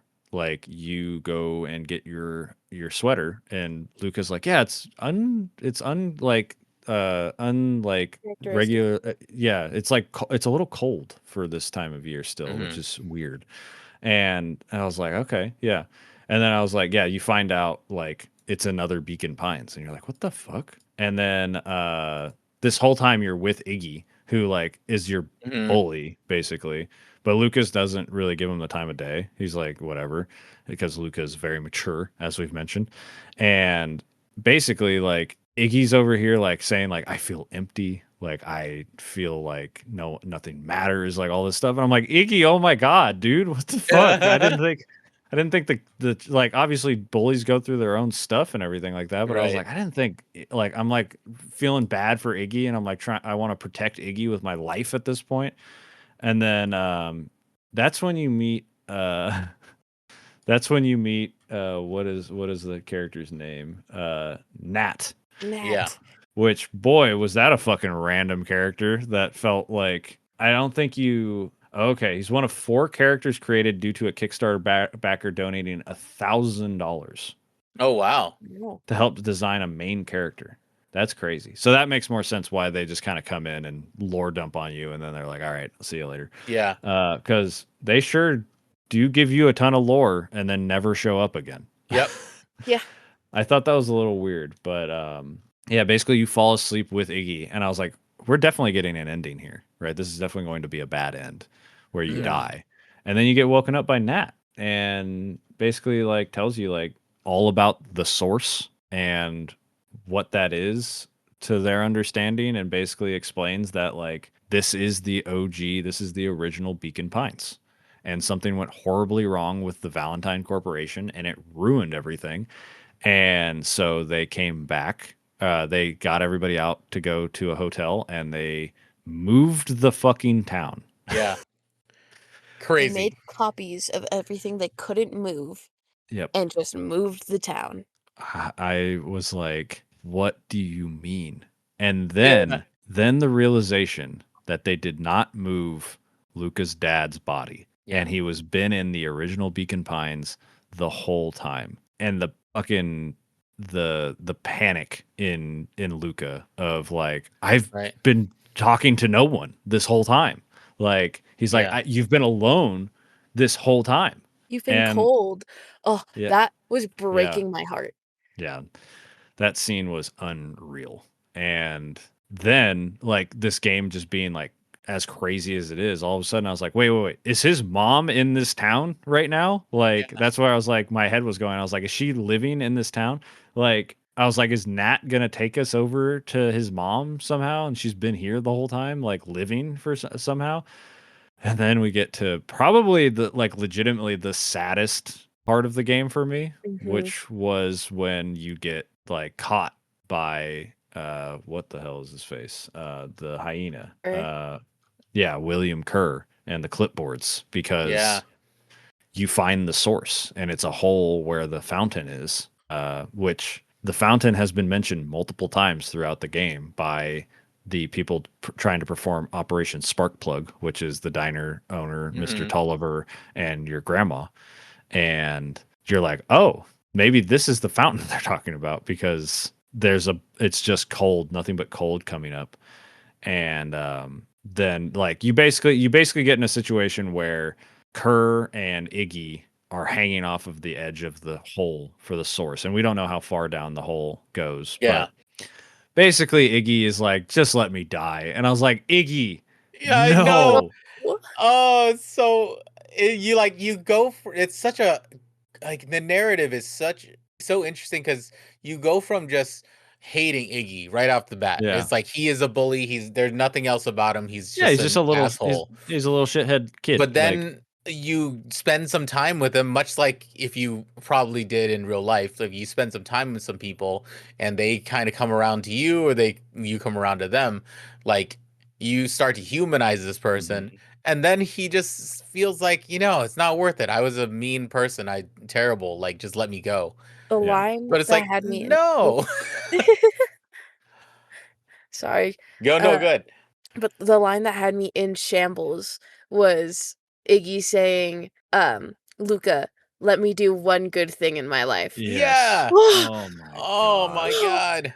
And if you look at the when you go back to the choice tree, it'll give you like a little like picture to the left of like what happened once you've like done it. And the look on Iggy's face of pure contentment as he's in a Ball. deathly situation, like he's just holding on, like your Luca is holding on to him, and Kerr is holding on to the bottom of Iggy, and Iggy's just looking up at you with like complete content on his face. I was like, Iggy, man, come on, like Oh yeah. you Circle. cannot you cannot want to die this bad. You are a child, like please, like Right.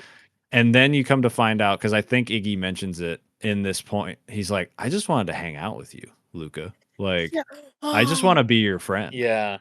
Yeah, your stupid treehouse. Yeah. Like I just wanted to see inside of it one time. I was like, "Oh, dude, just ask." Yeah. I was like, poor Iggy, man. Yeah, that was rough. And then I think this path leads to the Kerr dying and Iggy dying, and then Iggy's backpack seals the source, at least temporarily, because I think that's where you just like that's one of the times where it just like rushes through and then the game ends because like Mhm. you think it's fine. And I was like, thank God this wasn't the correct option. Like that was the first time I'd ever been like, normally I'm like, okay, yeah, character's got to make a sacrifice to kill a bad guy. Cool, Yeah, whatever. yeah, yeah. Like her's dead. That's the big thing that matters. And I was like, please don't let Iggy be dead to make the Yeah. good choice in this game. And so, yeah, you go back and you call in for reinforcements. And then that's when you you get captured and you find out that where did I have it written? Um, is this? Oh yeah, you find out what you think you find out is that at least what I thought I found out at the Mm. time was that Luca's mom, because you find out in a library that Luca's grandma died like 8 years ago. Yes. Uh, which I was like, then who the fuck? And I was like, okay, she's got to be a disguise. It's got to be a Yeah. disguise that she's doing this whole time. And then you eat poison jam and you just pass out for like an entire fucking day, which is so funny. But then you finally are able to crack through one of the choices. You're able to crack Mr. Tulliver because you actually get like three choices of good cop, bad cop like Yeah. scenario, Yeah. and the first two are both awful. They both do not lead you to good places. But then you get the sly Sly. cop. Yeah, the sly cop, and Beck just crushes it. And it was so funny. I don't remember exactly, but I just remember just being like, she is just the fucking best in this scene. She just Mm. eats that scene up. Do you guys remember anything exactly about that scene? I just love like I am not in these situations a lot, but I also like if I know that someone else is in the loop that I am not in, I'd Mm-hmm. be I like and I want to know all the gossip. I'd be like, "Hey, so you know about that one thing, right?" Mm-hmm. "What one thing?" "Oh, regarding this person." Mm-hmm. "Okay, so that's what I was thinking that you probably knew too." So blah, blah, blah. I'm like, "Yes. Yes, my master plan." It worked. It Yes. worked, and I saw Master Beck doing manipulation. it, and I was like, "I do that too." Yes. It was Perfect. so funny. And then yeah, you're able to actually use your past knowledge to your advantage around this time, which is so nice. That's when the game starts to really pick up after you discover what the source is. Yeah. Is. Um, It opens up a whole bunch of choices for a lot of the yeah. branches. Yes. And then I oh my god. So yeah, you find out that there is a like the using your previous knowledge to advantage, I remember now, is because at no point in this path on the branches, did Luca and the others discover that the random ass payphone is an elevator. But Yes. you, the player, know from a previous experience. Yes. So this was the time where you can go and interact with it and use it And because. Mhm. I just want to say the first time that you find out about it is when you find out that Nun Creek is not a friendly old man who's just No, into your grandma. no, He No. is a devious person he's a who bastard. is a bastard. And yeah, like I remember when I was rewatching the thing, like that turn, I was one of the, I mean, there was a lot of turns in this game, but Right. that one, I'm like, this guy who I was voicing, like kind of like a John Goodman type, like Mm-hmm. old kind of doofy dude. And then he just makes that one little grip. It was, to me, it was like how in 10 Cloverfield Lane. Like Mm-hmm. literally John Goodman's John character in Goodman. 10 Yeah. in 10 Cloverfield Lane. Like he could be so kind and so like normal, but then he just has that personality switch Mm-hmm. of when he's a bastard, and it's like that is an intimidating man. Yeah. Yeah. The narrator does a good job of selling it too because they're like Yes. a surprisingly strong grip goes Right. around Luca. And I was like, oh Oh. no. No, Because you're don't like that. 12. Yeah. And I looked at it. I'll look at it right now because apparently the fucking Wikipedia has heights. I saw that Luca is 3'6" and he doesn't have there's no height for fucking Nuncreed of all the people. The one person I wanted to utilize this height thing. He's one of the biggest characters in the game though. Yes. He's huge. Yeah, he's huge He's in this frame. He's a massive dog. And yeah, he's all of a sudden so scary. And then you find out that, yeah, he technically used to be like your uncle. Yeah. And yeah, that's where I was just like, oh my God, that whole thing was crazy because you immediately get caught. Yes.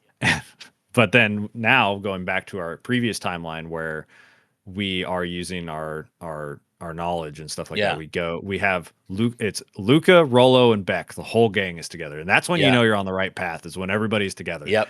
And you're basically I don't know, there could be a way to just like talk to people and then kind of figure out like what's going on with the phone booth. But I think it's implied that you're supposed to have seen that already.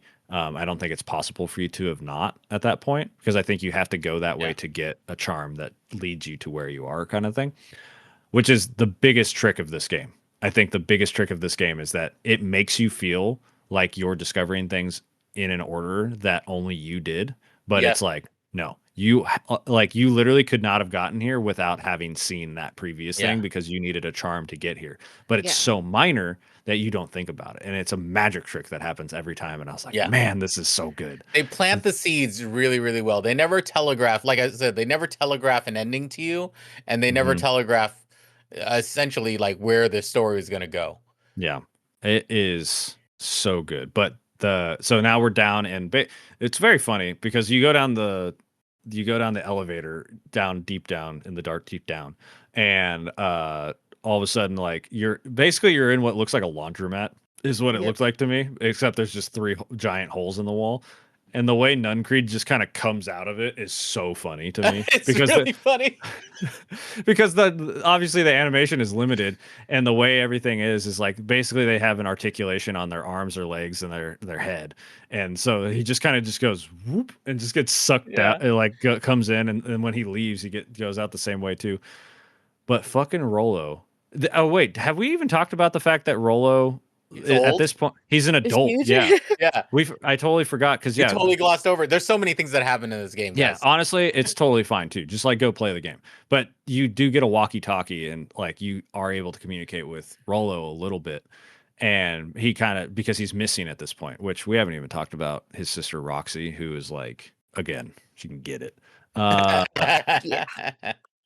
when she showed up and I love because it's very funny, right? Because you don't really think a game is going to establish like that, gay couples are a normal thing in this, but then Right. you meet Roxy and you're like, oh, okay, yeah, she's a farmhand, so it's like, okay, yeah, she's like more masculine and whatever. But then you straight up meet a gay lesbian couple, and Yep. I was like, fuck yeah, and then I was like, oh, Roxy and Fitz, got it, understood.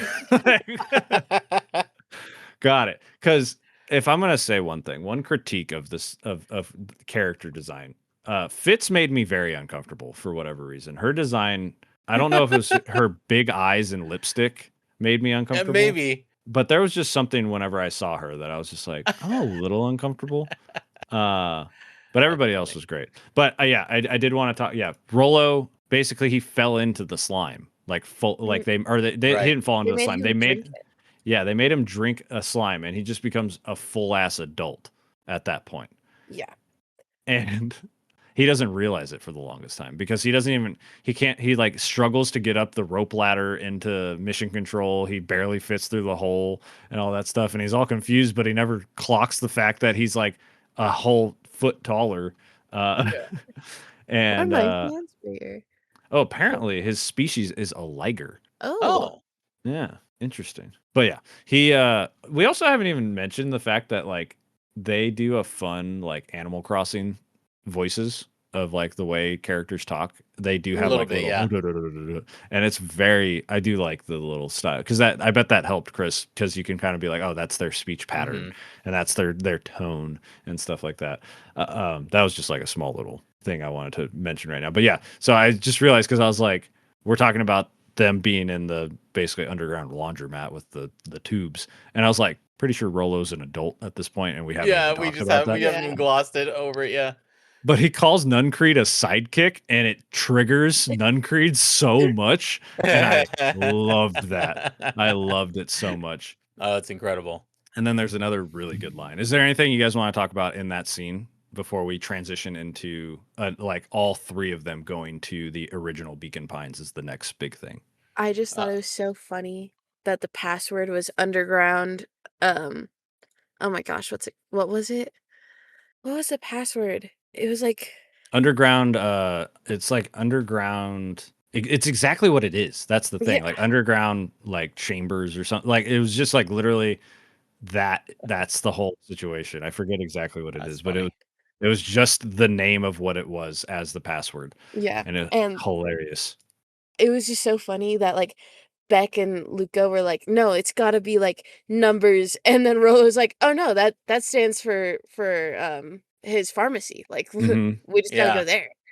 I was like, Yes. "Oh, okay. Thanks for the random like stroke of genius, Yeah. Rolo." He goes, "I like ciphers."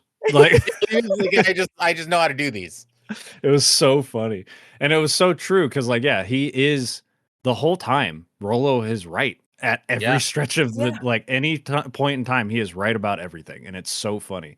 But the funniest thing before they go into back in like through one of the tubes to follow Nuncreed is it's just Beck by herself, and she goes, "I love this town," and then jumps into Yeah. the tube, and I was like, "Girl, same. Are you kidding me? This town's incredible."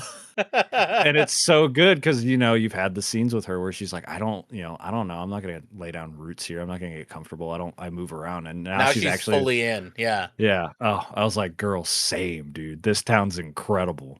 Oh my god. I don't know what this line is from, but I wrote it down as a quote, and it says, "You never really had me, but you definitely lost me there." Oh, So- I don't I don't remember what Rolo said, but that was Beck because yeah. Rolo was like, "And then this big conspiracy." No, it was Nuncreed was an alien zombie Yeah. Oh who yeah. Yes. this is where um they are trying to make Beacon Pines where they can only live in sub-zero plots, and so they're trying to make Beacon Pines a Right. sub-zero place so that they can live. And then Yes. Beck goes, "You never even had me, but you've lost me." Yeah. Oh my god, such a good So line. funny. But then, yeah, this is another huge amount of lore because you're following after Gran at this point because she's gonna, from one past experiences and two from notes that and Nuncreed because you say what she's doing is that Hmm. an explosive will trigger the big chill, and that's what's happened in the past when Chris alluded to it earlier Yep. when you have that first freeze is when you're just hanging out with Rollo in the treehouse. Is Gran is over in the original Beacon Pines, just fully blowing up the source, which freezes everything within like however big of a distance. And you basically, it's a standoff with Nuncreed and Gran and all that stuff.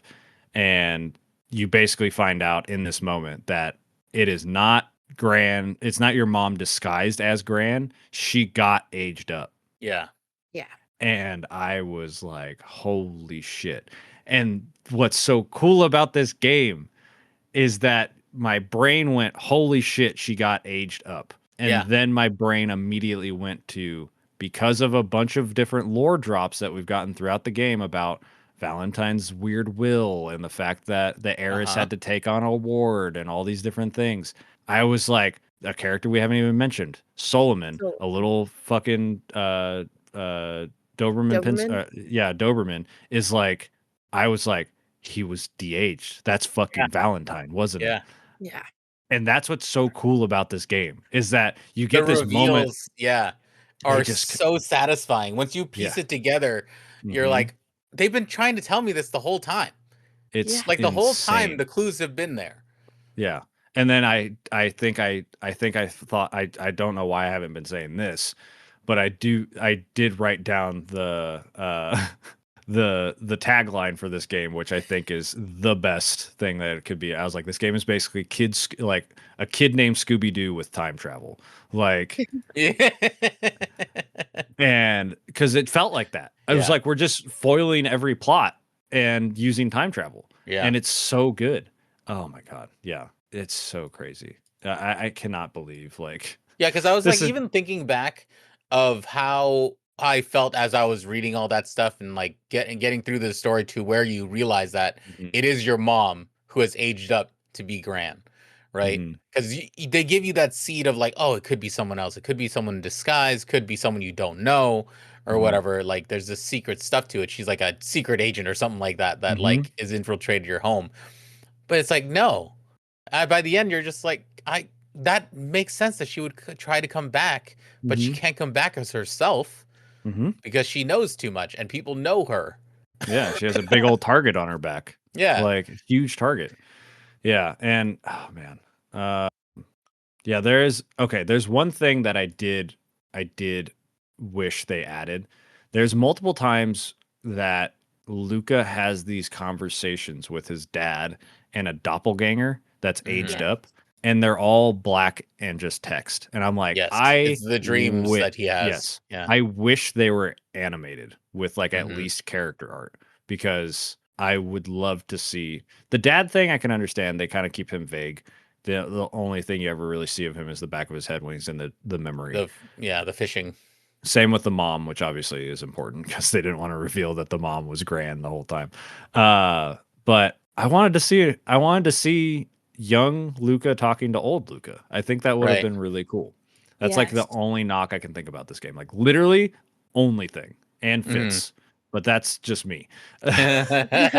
um yeah, and then another thing that they mention is that there's an anti-aging stuff like thing that tastes like licorice. And earlier in the game, That is what set me off. yeah, Solomon always talks about he gets licorice from Nuncreed, and he's like, it's an acquired taste. Like, Oh, oh wow. yeah, Yeah. it's crazy, man. And yeah, I'm starting to get to the end of my notes, which means we're almost done, guys, which is Yeah, yeah, yeah. crazy. We're almost there. And okay, yeah. So then we get to the point of like this game all of a sudden becomes like a heist. Like Yep. it Yes. becomes I was like, what the fuck is this game, bro? It's a It's heist now? Or Ocean's like 11 or Ocean's 8 at the end. yes. And because the big thing is now we have all been theorizing this stuff, but now we know because of listening to a radio and getting all this information that not only is like the town in danger, but currently Beck's mom, Nellie, is in grave fucking Grave danger. danger. And so we got to get her out. And so what do? We go to all of the people that we've been talking to for the entire game Yeah. to rope them in to say fuck perennial harvest because we all want them out. And we get Fitz, we get the Operation Sparkplug people, we get Alona, Mm-hmm. we get Jeff, which we haven't even talked about. The fucking what is he? He's He's an like a otter. otter. Otter? Yeah. Yeah. Oh my The god. hippie And otter guy that's yeah. curmudgeon. And then we get Tish and we get Iggy. And Yep. the way we get them is that they, because knowing past knowledge, we just say that, oh, yeah, you guys can come hang out in Mission Control. And that's when Tish speaks for the first time. Yeah. And she's like so excited to like be able to hang out with like them. And I'm like, guys, you're in one town. Just you guys should have just been friends this whole time. But Yeah. luckily they're still young. But then, oh my god, the heist, the part where like they're going through everything, they're avoiding the clipboards because Iggy and Tish set off fireworks to get the Yeah. clipboards to run out. Rolo dresses up with a big old mustache, and I'm everyone's in a looking at that screenshot right now, and it's one of the funniest images because it's older Rolo, so he's a lot bigger, yeah. and he's holding a wrench, but he has Hmm. this big fake bushy mustache, and he Yep. just looks like a janitor. And Yeah. it's Yep. like one of the best things I've ever seen because there's no reason the mustache doesn't fit with any of his other coloring It's black. as a cat. It, yeah. It's brown. It's a dark brown. Yeah. Oh, you're And right. Yeah. everything Yeah. else about him is like a cream or orange or like stark black. So like the Yeah. mustache makes zero sense. Sense. He's so fun. Dude, Rolo is hilarious. Yeah. Oh my god. Yeah. And then yeah, you basically are going in there and it's you Beck and Rolo go off on their own to go find Nellie, obviously. And then you're supposed to go find the founder's office, and that's the person we've been finding talking about this whole time. And that's where that was another thing I didn't mention what his name was, but the founder is like who William Kerr has been reporting to this whole time Yes. and the big boss. And so you obviously like, is that Valentine? But how is that Valentine? Right. And then the Solomon stuff starts to come in. And you're like, Solomon is definitely Valentine. And I think at this point you have had at least one ending where Valentine drinks some green goop at the At at the the festival. at the Yes. festival and Solomon turns into Valentine, like full ass sharper Valentine. And everyone's like shocked and everything like that. So you, the player, know that he is Valentine. But then you run into Solomon as Luca, who does not know that Solomon Yeah. is Valentine. But again, pulling the magic trick of why this is so funny, right?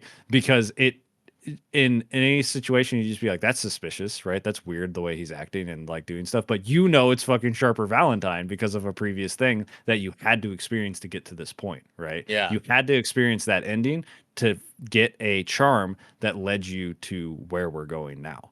But I just wanted to point out again, my girl Alona, so dope. She just walks right up to a fucking walks Electric right box. right up to an electric box with a shovel and just breaks that shit. And I was like, oh my god, she's dope as hell.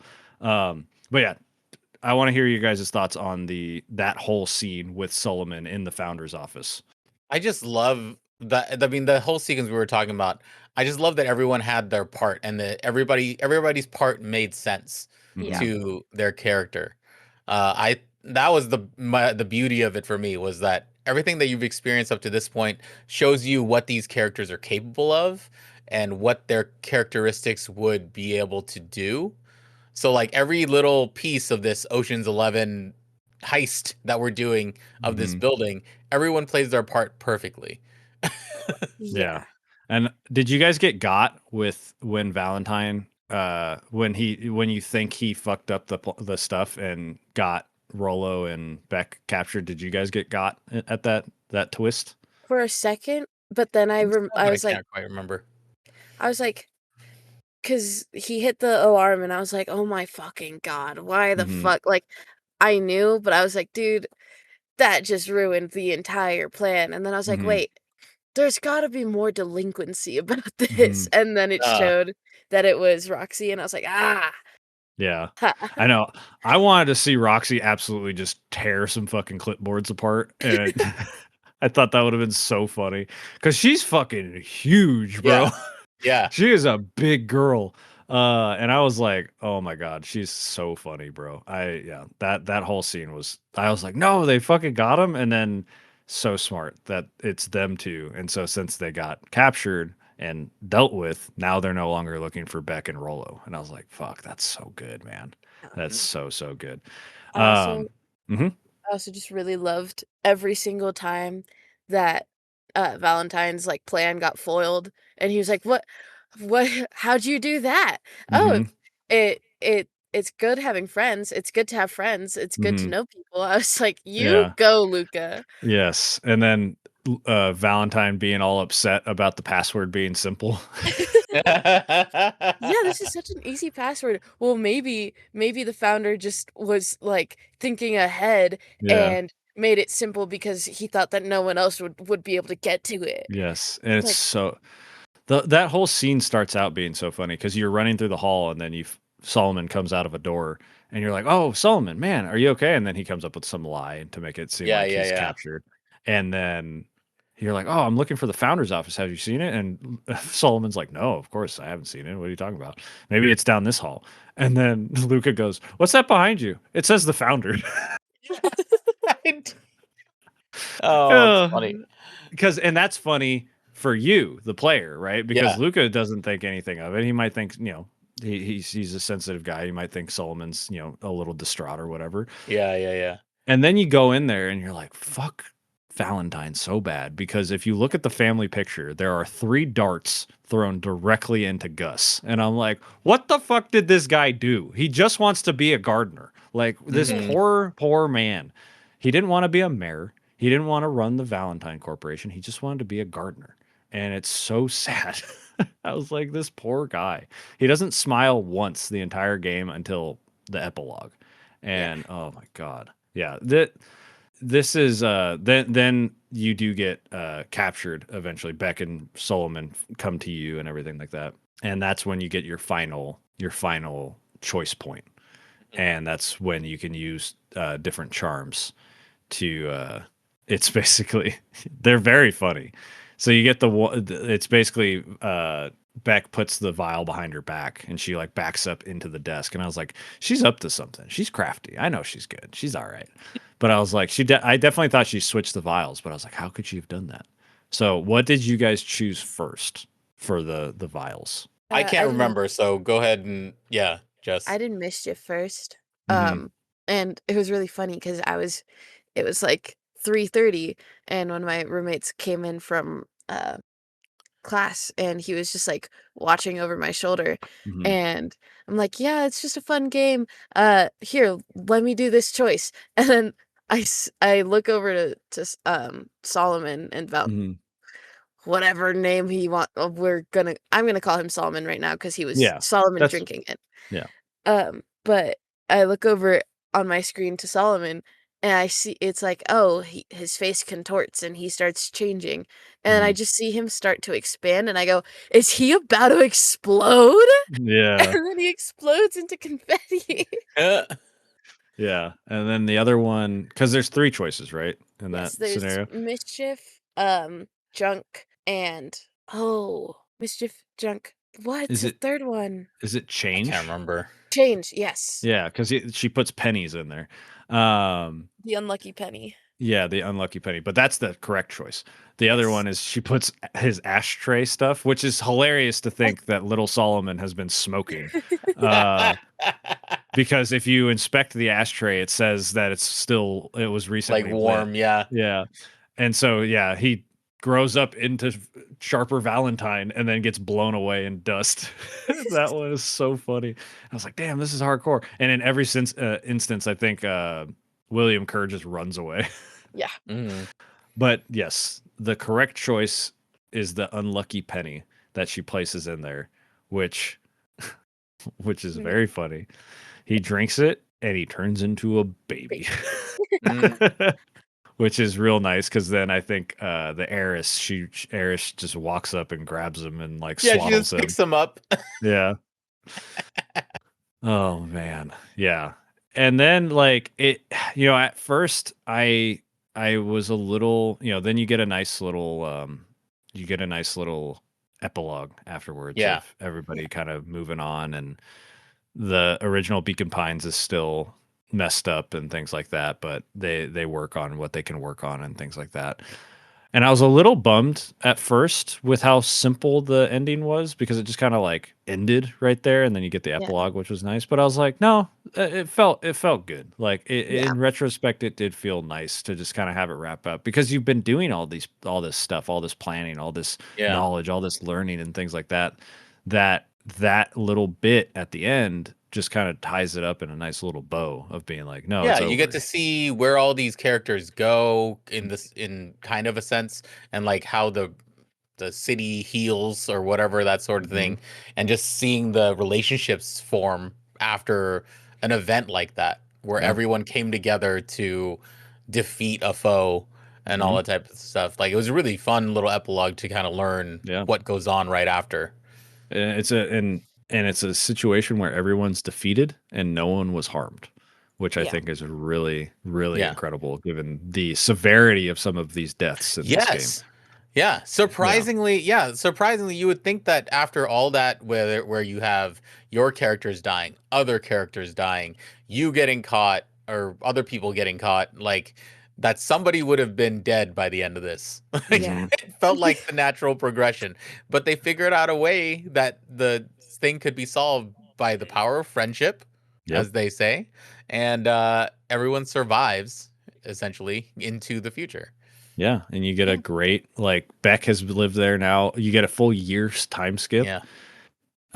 Gus is now he's helping plant trees in Beacon Pines, and it's the first Mm, time he smiles all game as he's directing people. So he's always been a leader. He just wanted to garden.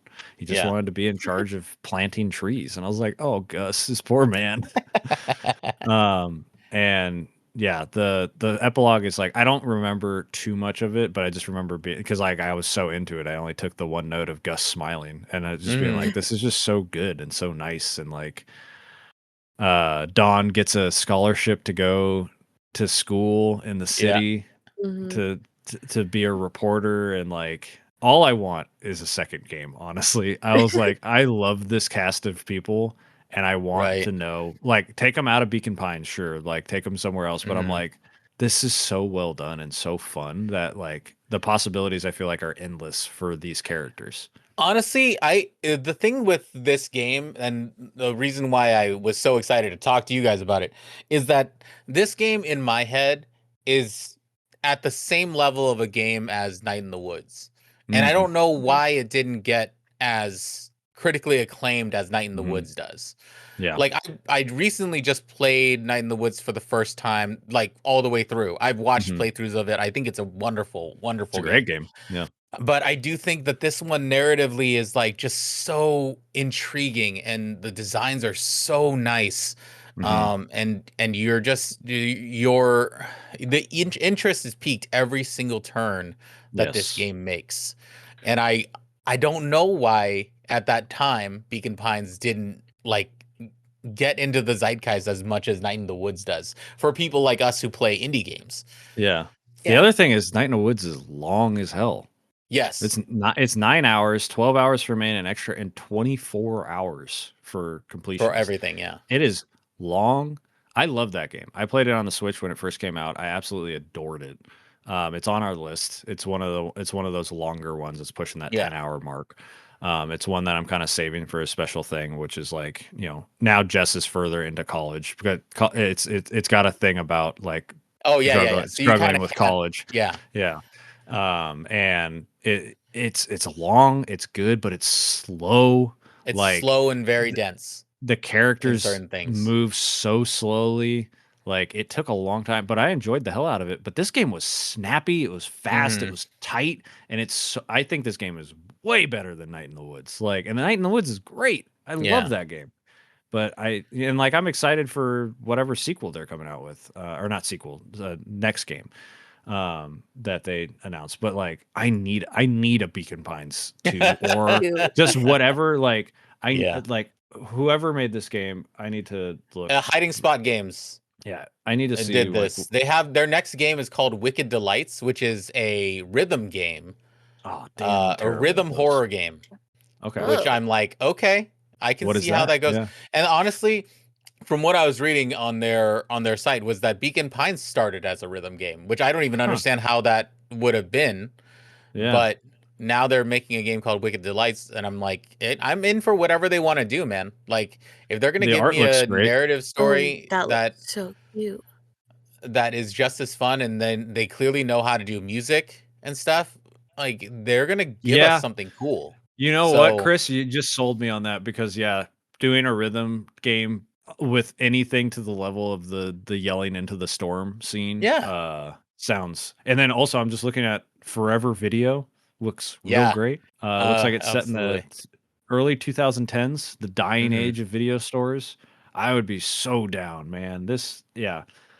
I'm sure there'll be accessibility options. I can get through it. Uh oh my god. Yeah, I'm looking at this. This looks I'm insane, super dude. excited. That reminds me, I'm gonna join their Discord right now. Yeah, whoa. That looks But incredible. I have no qualms about what they're gonna do next because I think that they have proven themselves Mhm. to make something wonderful, and obviously they do it in a way that, I mean, they kickstarted this game. They'll have backers. They have people who are going to back whatever they're gonna do. So I'm excited to see what's next, what type of Yeah. narrative they can come up with because this was crazy. Yeah, I'll if they do a backing for this, I will gladly do that. That is we'll get a short game long talk Sure. backing on there. Hmm. Hmm. Wow. Yeah, this game is so good. So good. Before we move on to the final bit of this game, post the epilogue, is there anything else we want to talk about? What kind of Um, voice did you put in your head for? Because obviously I did my version of what these people sound like. Yeah, What was your kind of voice for William Kerr? for Because I know William Kerr. specifically why I gave him the voice that I gave him, but Oh man, that's a good question. I definitely read him as like yeah, very like he did seem very theatrical. So I was reading. Oh yeah, we didn't even talk about the twist that he's a fucking paid actor. yeah, Uh it's not even he's not yeah. even he's not even working for the Perennial Harvest at all. He's just a paid actor. Yeah, I'm trying to think in my head. But definitely like a douchey thespian basically. Right. Jess? um, I kind of like because I read out loud. Hmm. So I was Oh, that's reading it fun. kind of like I was like with Luca, it was definitely like a, well, I'm doing this and blah blah Yes. blah. Hmm. Yeah. Hmm. But Very, with very much Deku from My Hero Academia for sure. with William, it was more like, well, I'm doing this. Yeah, Whoa. perfect. Yeah, exactly. Right. Yeah, So I perfect. kind of had that same thought. I was obviously a small town. I figured he'd have like a southern drawl sort of thing. Oh When I shit. was Oh, watching this, when I was playing this, I was also watching what's it called? The Neil Gaiman show that was on Netflix. That was a comic book. Um Sandman? Sandman. I was watching Yeah. Sandman at the time, and I used that same southern drawl that one of the main villains in Sandman Hmm. used. Oh, That nice. was my thought of what he would sound Yeah. like. That same like very steady, but very steady toned, but also very like snarky Southern man who thinks he's better than everyone. That's kind of how I felt his voice sounded. That's a good take on Kerr. That's so interesting. That shapes him completely differently. Because I wanted him to feel like he felt intimidating. And obviously he was putting it on as a show, but like he felt intimidating. The way he talked to people was very like from an authoritative standpoint. So that's how I felt about him leading up to that turn, to figure out that he was just performing it. But it's just like the Mandarin. In Iron Man 2. Literally. He literally like plays the character so perfectly, and then you realize that it's because he's an actor. It's the Mandarin done well. Yes. Yeah. Yes. That's so good. I wanted to like bring this up, like talk about what we want to talk about, because right at the end, then like I forgot multiple times, even though it's the menu, I forgot multiple times that we're like writing a book. Yeah. And then when the pullout comes and the narrator starts crying and the book closes and you're just sitting there and there's a candle lit, and I was like, I know what they want me to do, which is turn off the candle and press a button to turn off the candle. And I was like, I don't want to close this book. And then I did. And I was like, man. And that's why I was like, wow, that's a lot of backers, because you guys backed the right horse, because holy shit, this game is good. And the narrator did such a good job. I kept thinking it was Jeremy Lee, because she sounded so much like her, which is, a very famous voice actor. But I didn't recognize anything that the narrator was in from Kirsten Mize. Yeah, is the voice of the storyteller in this one. Yeah, she did such a good job, and I didn't recognize any roles from her. So it looked like she did like just this game for the most part. Let me see if there's anything else. She's been in Beacon Pines and Larger Than Light, 2 games, one 2021 and 2022, and that is it. And I'm shocked by that. Well, she needs to do more games. Yes. Yeah. Or just more voices in general. More voices, yeah. She was so good. But that lasting shot of the book being closed, the narrator crying over finally finishing it, and she's like, I knew you were the right person to finish this story with, and all that stuff. And then like just sitting with the book closed and the candle there, and I was like, I don't want to turn off the candle. I don't want to turn off the candle, because I always talk about this. Multiple times I've talked about the endings of Persona games, Atlas games in general, where you get that epilogue and you get to say goodbye to all the people that you've spent all this time with. And I always bring it up because multiple times we have played games that are 1% of the length of a Persona game, and they still evoke that feeling of, I don't want to go yet. I don't want to leave. I don't want to say goodbye to my friends that I've been spending the last 6 hours with. And it was done so well, of being like, I don't want this to end. This is great. I want to know what's next. I want to see like these kids grow up and what's next. And that's why I'm like, if they ever did a Beacon Pines, or even just a game in the style of this, right? I'd be all over it. Like if they literally could, right? Because the narrator is the one that made all the power. She could just be like, oh, I'm writing a new book. That's it. Right. They could do it like an anthology, essentially. Yeah. Just be like, I'm writing another story. I would eat that up, man. I would eat that up. But anything else before we wrap up this incredible game? What did you think of the post-credit scene? Did you see the post-credit scene? Maybe I didn't. What was it? Yeah. There's a post-credit right after the credits says 10 years later. 10 years later. What? Yeah. It's 10 years later, and so if you haven't seen it, it's 10 years later. It's after the credits. The Solomon, who was Sharper, who got turned into a baby, has now grown up to be 10 years old. In this sense, they are in the old Beacon Pines in the snow. There's a ball that's kicked on screen into the square, and Sharper's like, "Oh, I'll go get it." And he's like, he says he found the ball, but he's staring into the source that's there. And it just fades out with him staring into the source. I'm watching it right now. Me too. I didn't know that. How did I miss this? It was like right after the... Yeah. If you play, you'd have to play the entire credits, I think. Yeah. Yeah. Huh. Because I definitely sat through all of it. Yeah. Yeah, this is crazy. Yeah, it's exactly what you're talking about. He just says, And "I found ... and then it just fades to black. Yeah. And Beacon Pines is its own time loop as well. Yes. yeah, right. There you go. Well, yeah, I do So I like don't that they know what it point out means, that obviously, but they were like what's it called? They did some studies on Solomon and they're like, yeah, they just gloss over. They're like, yeah, no, he's a baby now. He doesn't have any memories. I'm like, yeah, fine. That's okay, fine. fine. Yeah. Yeah, that was But oh it's man. kind of interesting to have him be like, "Oh, I'm still interested in whatever this is, even though I Mhm. don't have any memory of what it does." Oh, Chris, from 3 years ago, somebody posted they had to watch it on YouTube because people say they removed the post credit scene because of misinterpretation. Oh, Yeah, Oh. interesting. yeah. So that's why. Yeah, interesting that they. I wonder what their original intent then was, because for me it was just like maybe it's just kind of hinting that Solomon was always going to be Mhm. curious about the source, but Yeah, it didn't really mean that he had the resources to do anything about it. yeah. Somebody just theorized. They're like, it gives too many questions of like, why would they let a kid play near the source? Why is Right. it still Hmm. winter 10 years later? Because they said Yep. it would warm up. And then why is the hole plugged up when you would have had to like, throw some fireworks down there during Yeah. Yeah. Yeah. to Yeah. get it to happen. So I guess that's probably why. But that is interesting. Yeah. So I guess you guys didn't see that, and I yeah. Yeah, because it doesn't exist anymore, I Yeah. guess. Yeah. Okay, then it's Yeah. not important to the narrative. Yeah, Cut but this it whole is part interesting. out. No, absolutely not. It's still interesting. Me and Jess post credit scene. What the fuck? What are I you was like, talking about? I sat through all of those Kickstarter names. Yeah, I yeah, know I watched the yeah. end. Because I was so Oh, it's excited funny. about it. I was like, wow, look at all these. Well, I mean, 10 out of 10 game, man. I Absolutely.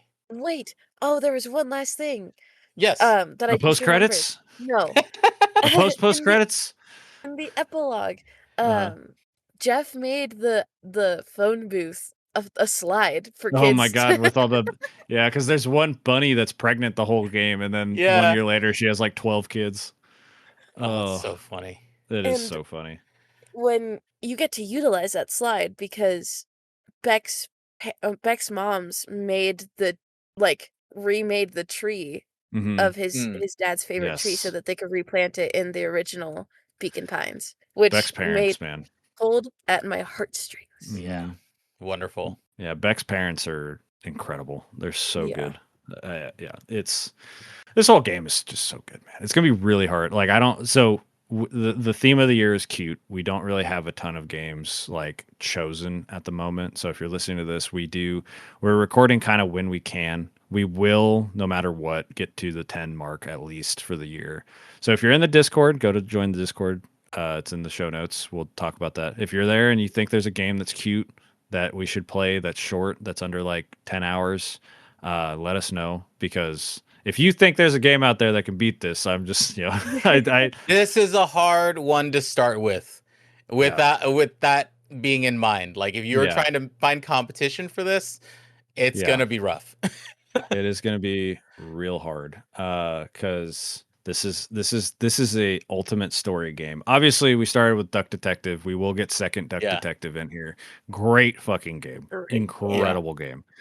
This is like top tier kind of games. This Yes. is a game I Yeah. will be thinking about for a very, very long time. And I love yeah, that also just to share when I sent you the message was like, "Can I please be on the Beacon Pines?" He's like, I think you said, "Oh, okay, yeah, of course you can."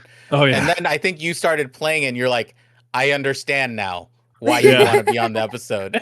I was like, I know why you want to talk about this game because like I will talk to anyone Anyone. about this Yes. game anytime for the rest of my life. Like if it comes up that somebody likes Beacon Pines, I will go feral. Yeah. Like because it is so good. And I haven't had a game. And what's so crazy is like these notes I told I don't know if I mentioned it on mic or off mic of that they're just basically like they're just live tweets, reactions of Yes. things. Yeah. And the game is so good. And I played it 2 weeks ago, and I was honestly worried that I was like, oh shit, it's been a while. Like, and just these little tiny things and just these little conversations brought me right back to Yep. where I Mhm. was. And like, cause I Chris, you watched your Let's Play recently. Yeah. Jess, you finished it today. I've technically been the one that played it the furthest, like experienced it the furthest back, and it's like picture perfect in my head of Yep. like, oh my god, like this is the feelings I was feeling, the being like making note of things where I felt like a genius that I made note of it. The fact that like Rolo is afraid of his grandma for some reason, and Luca just brushes it off, or like just these little things of like, what the fuck is Operation Sparkplug, and like all these different little things that you find out throughout the game, and making note of them and being like, oh my god, it was worth it to make that note. Like Yes. it was just everything that I wanted in a game like this, and like I had no idea, Yep. literally no No idea going idea. into it. Crazy. So yeah, what an absolute masterpiece. So any closing thoughts before we wrap up? I Just don't give think this so. game more love. That's all I Hmm. have. This Yeah. game needs to be on everyone's top 10 Yeah. list of like, even if you just want to put it in point and clicks, like Hmm. it's a top 10 in almost any list you can put it in. Yeah. I think we got to get Gianni to play this live. That would be Yeah. a fun experience for him, Yes. because he'll need a break from all the Souls likes he's been playing eventually. Right. Uh, Jess, final thoughts. It's just super cute, and I will die on the hill of any game that has a really good soundtrack is bound to be very good. Hmm. And this is like the perfect example of it. Like, ah, It's ah. it's so good. Sound design, everything about this game is good. Like it plays well, it's fast, like it like nothing felt like too cumbersome when it comes to Mhm. like dialogue. I didn't feel like I was in dialogue for too long. Like yeah, it is so well done. Also, Mhm. question, because we never actually covered this. How long did it take you guys to play it? Oh, I think it was, let me see. I'll pull it Uh, up right now. because I read all these parts out loud, Oh yeah. Yeah. my playthrough was 8.5 hours Wow. because I had to read all the parts Yeah. like out Yeah. loud. I looks like I have 7.5, but I think it was more. I think it was closer to 6.5. Yeah. Actually. Because I was like not pressed, but I'm a Hmm. fast reader, and also I started it today at 9 in the morning. I got it done in 3 hours. Holy Three crap! and a half hours, I got it done. Speedster. And there's only one branch that Whoa. I didn't fully flesh out Oh, okay. because I didn't wanna accept Iggy's death. Or Yeah. Oh, no, okay. I didn't want to deny Iggy's death. I Yeah. accepted it first, like, Yeah. Yeah. 'cause the "let me die," I was like, "Y well, Yeah. if you insist, Yeah. That. you wanna go out with a bang and, like, one good thing, great." Hmm. And it advanced my storyline, and I was like, "Cool, I don't need to be here anymore. I'm not Hmm. gonna." Yeah. Yeah. Not gonna That. dwell on it. Poor Iggy. Yeah. And I got it That's done in crazy. 3.5 hours. That's wild. That's That's wild. fast. Um, I adore this game. It's so good. Everyone should go play it. If you're still here, even still, you should go play it. Like if you haven't played it and you're this far into the episode, I still think you should play it because holy crap, it's so good. Yeah. All right, Chris, where can people find you? Well, I am the Nerdlies, pretty much on every social media that you can find at THENERDLYS. I stream on Twitch Tuesdays, Thursdays, and Sunday nights, sometimes Wednesdays. And yeah, I have YouTube content, VODs, and a regular channel. And yeah, I guest spot on some of these podcasts with Eric. Yes. Yeah. Yeah, literally in 2 days, we're recording another episode with Yeah. another podcast that I'm on. Uh, busy, busy, busy. Jess, hit Yes. them with our socials. So you can find us everywhere at Short Game Long Talk or Short Long Pod.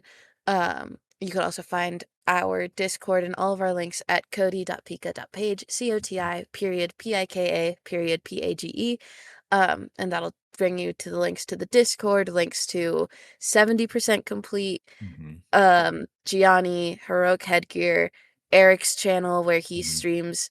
I don't remember exactly your schedule, Oh, don't worry about that. but he streams very fun times. Yeah.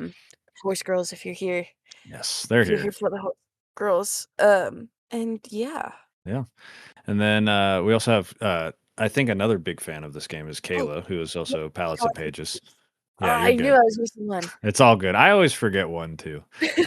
Sometimes I forget myself, so it's all good. Yeah, it honestly, with the way short game is presence wise on social media, if you want to get in touch with us, just join the Discord. That's the Yeah. best place to have discussions about these games. We can have more in-depth discussions about them and see how you guys like them and things like that. That's the best way to get, if you want to recommend a game for it for the show, that's the best way to do it. We're still sticking to the schedule of just once a month right now, just to keep into things. If you want more of me talking about random bullshit, go listen to the Content Mill. That's where I do that. Most recent episode that we'll be recording will be me and Chris talking about Reanimal with Gianni. We all recently played it. Chris had a fun experience of losing Gianni halfway through a co-op playthrough because of cross-platforming issues, but I don't want to. I'm dying to talk about that game, but we can't. I'm not spoiling anything about my feelings towards that game until we talk about it. So Fair enough. Fair enough. look out for that episode, and we will. I mean, there's always content. Just join the Discord, please. If you're a fan of this show and somebody who is online, join the Discord. We would love to have you. It's a great place to be. And it's in the show notes. And with that, take care on your way. Bye.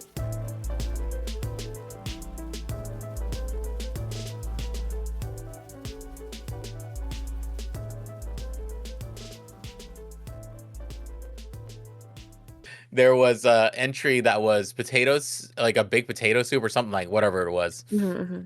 But everyone was like, "Oh, the potato soup's really good." So I was like, "Okay, I'll try it. I'm gonna try all of them." I tried it and it was like, "This is just runny mashed potatoes. Like Yes. this is not Thank you. this is Loaded not mashed a potato soup." soup is just potatoes. It is just mashed potatoes.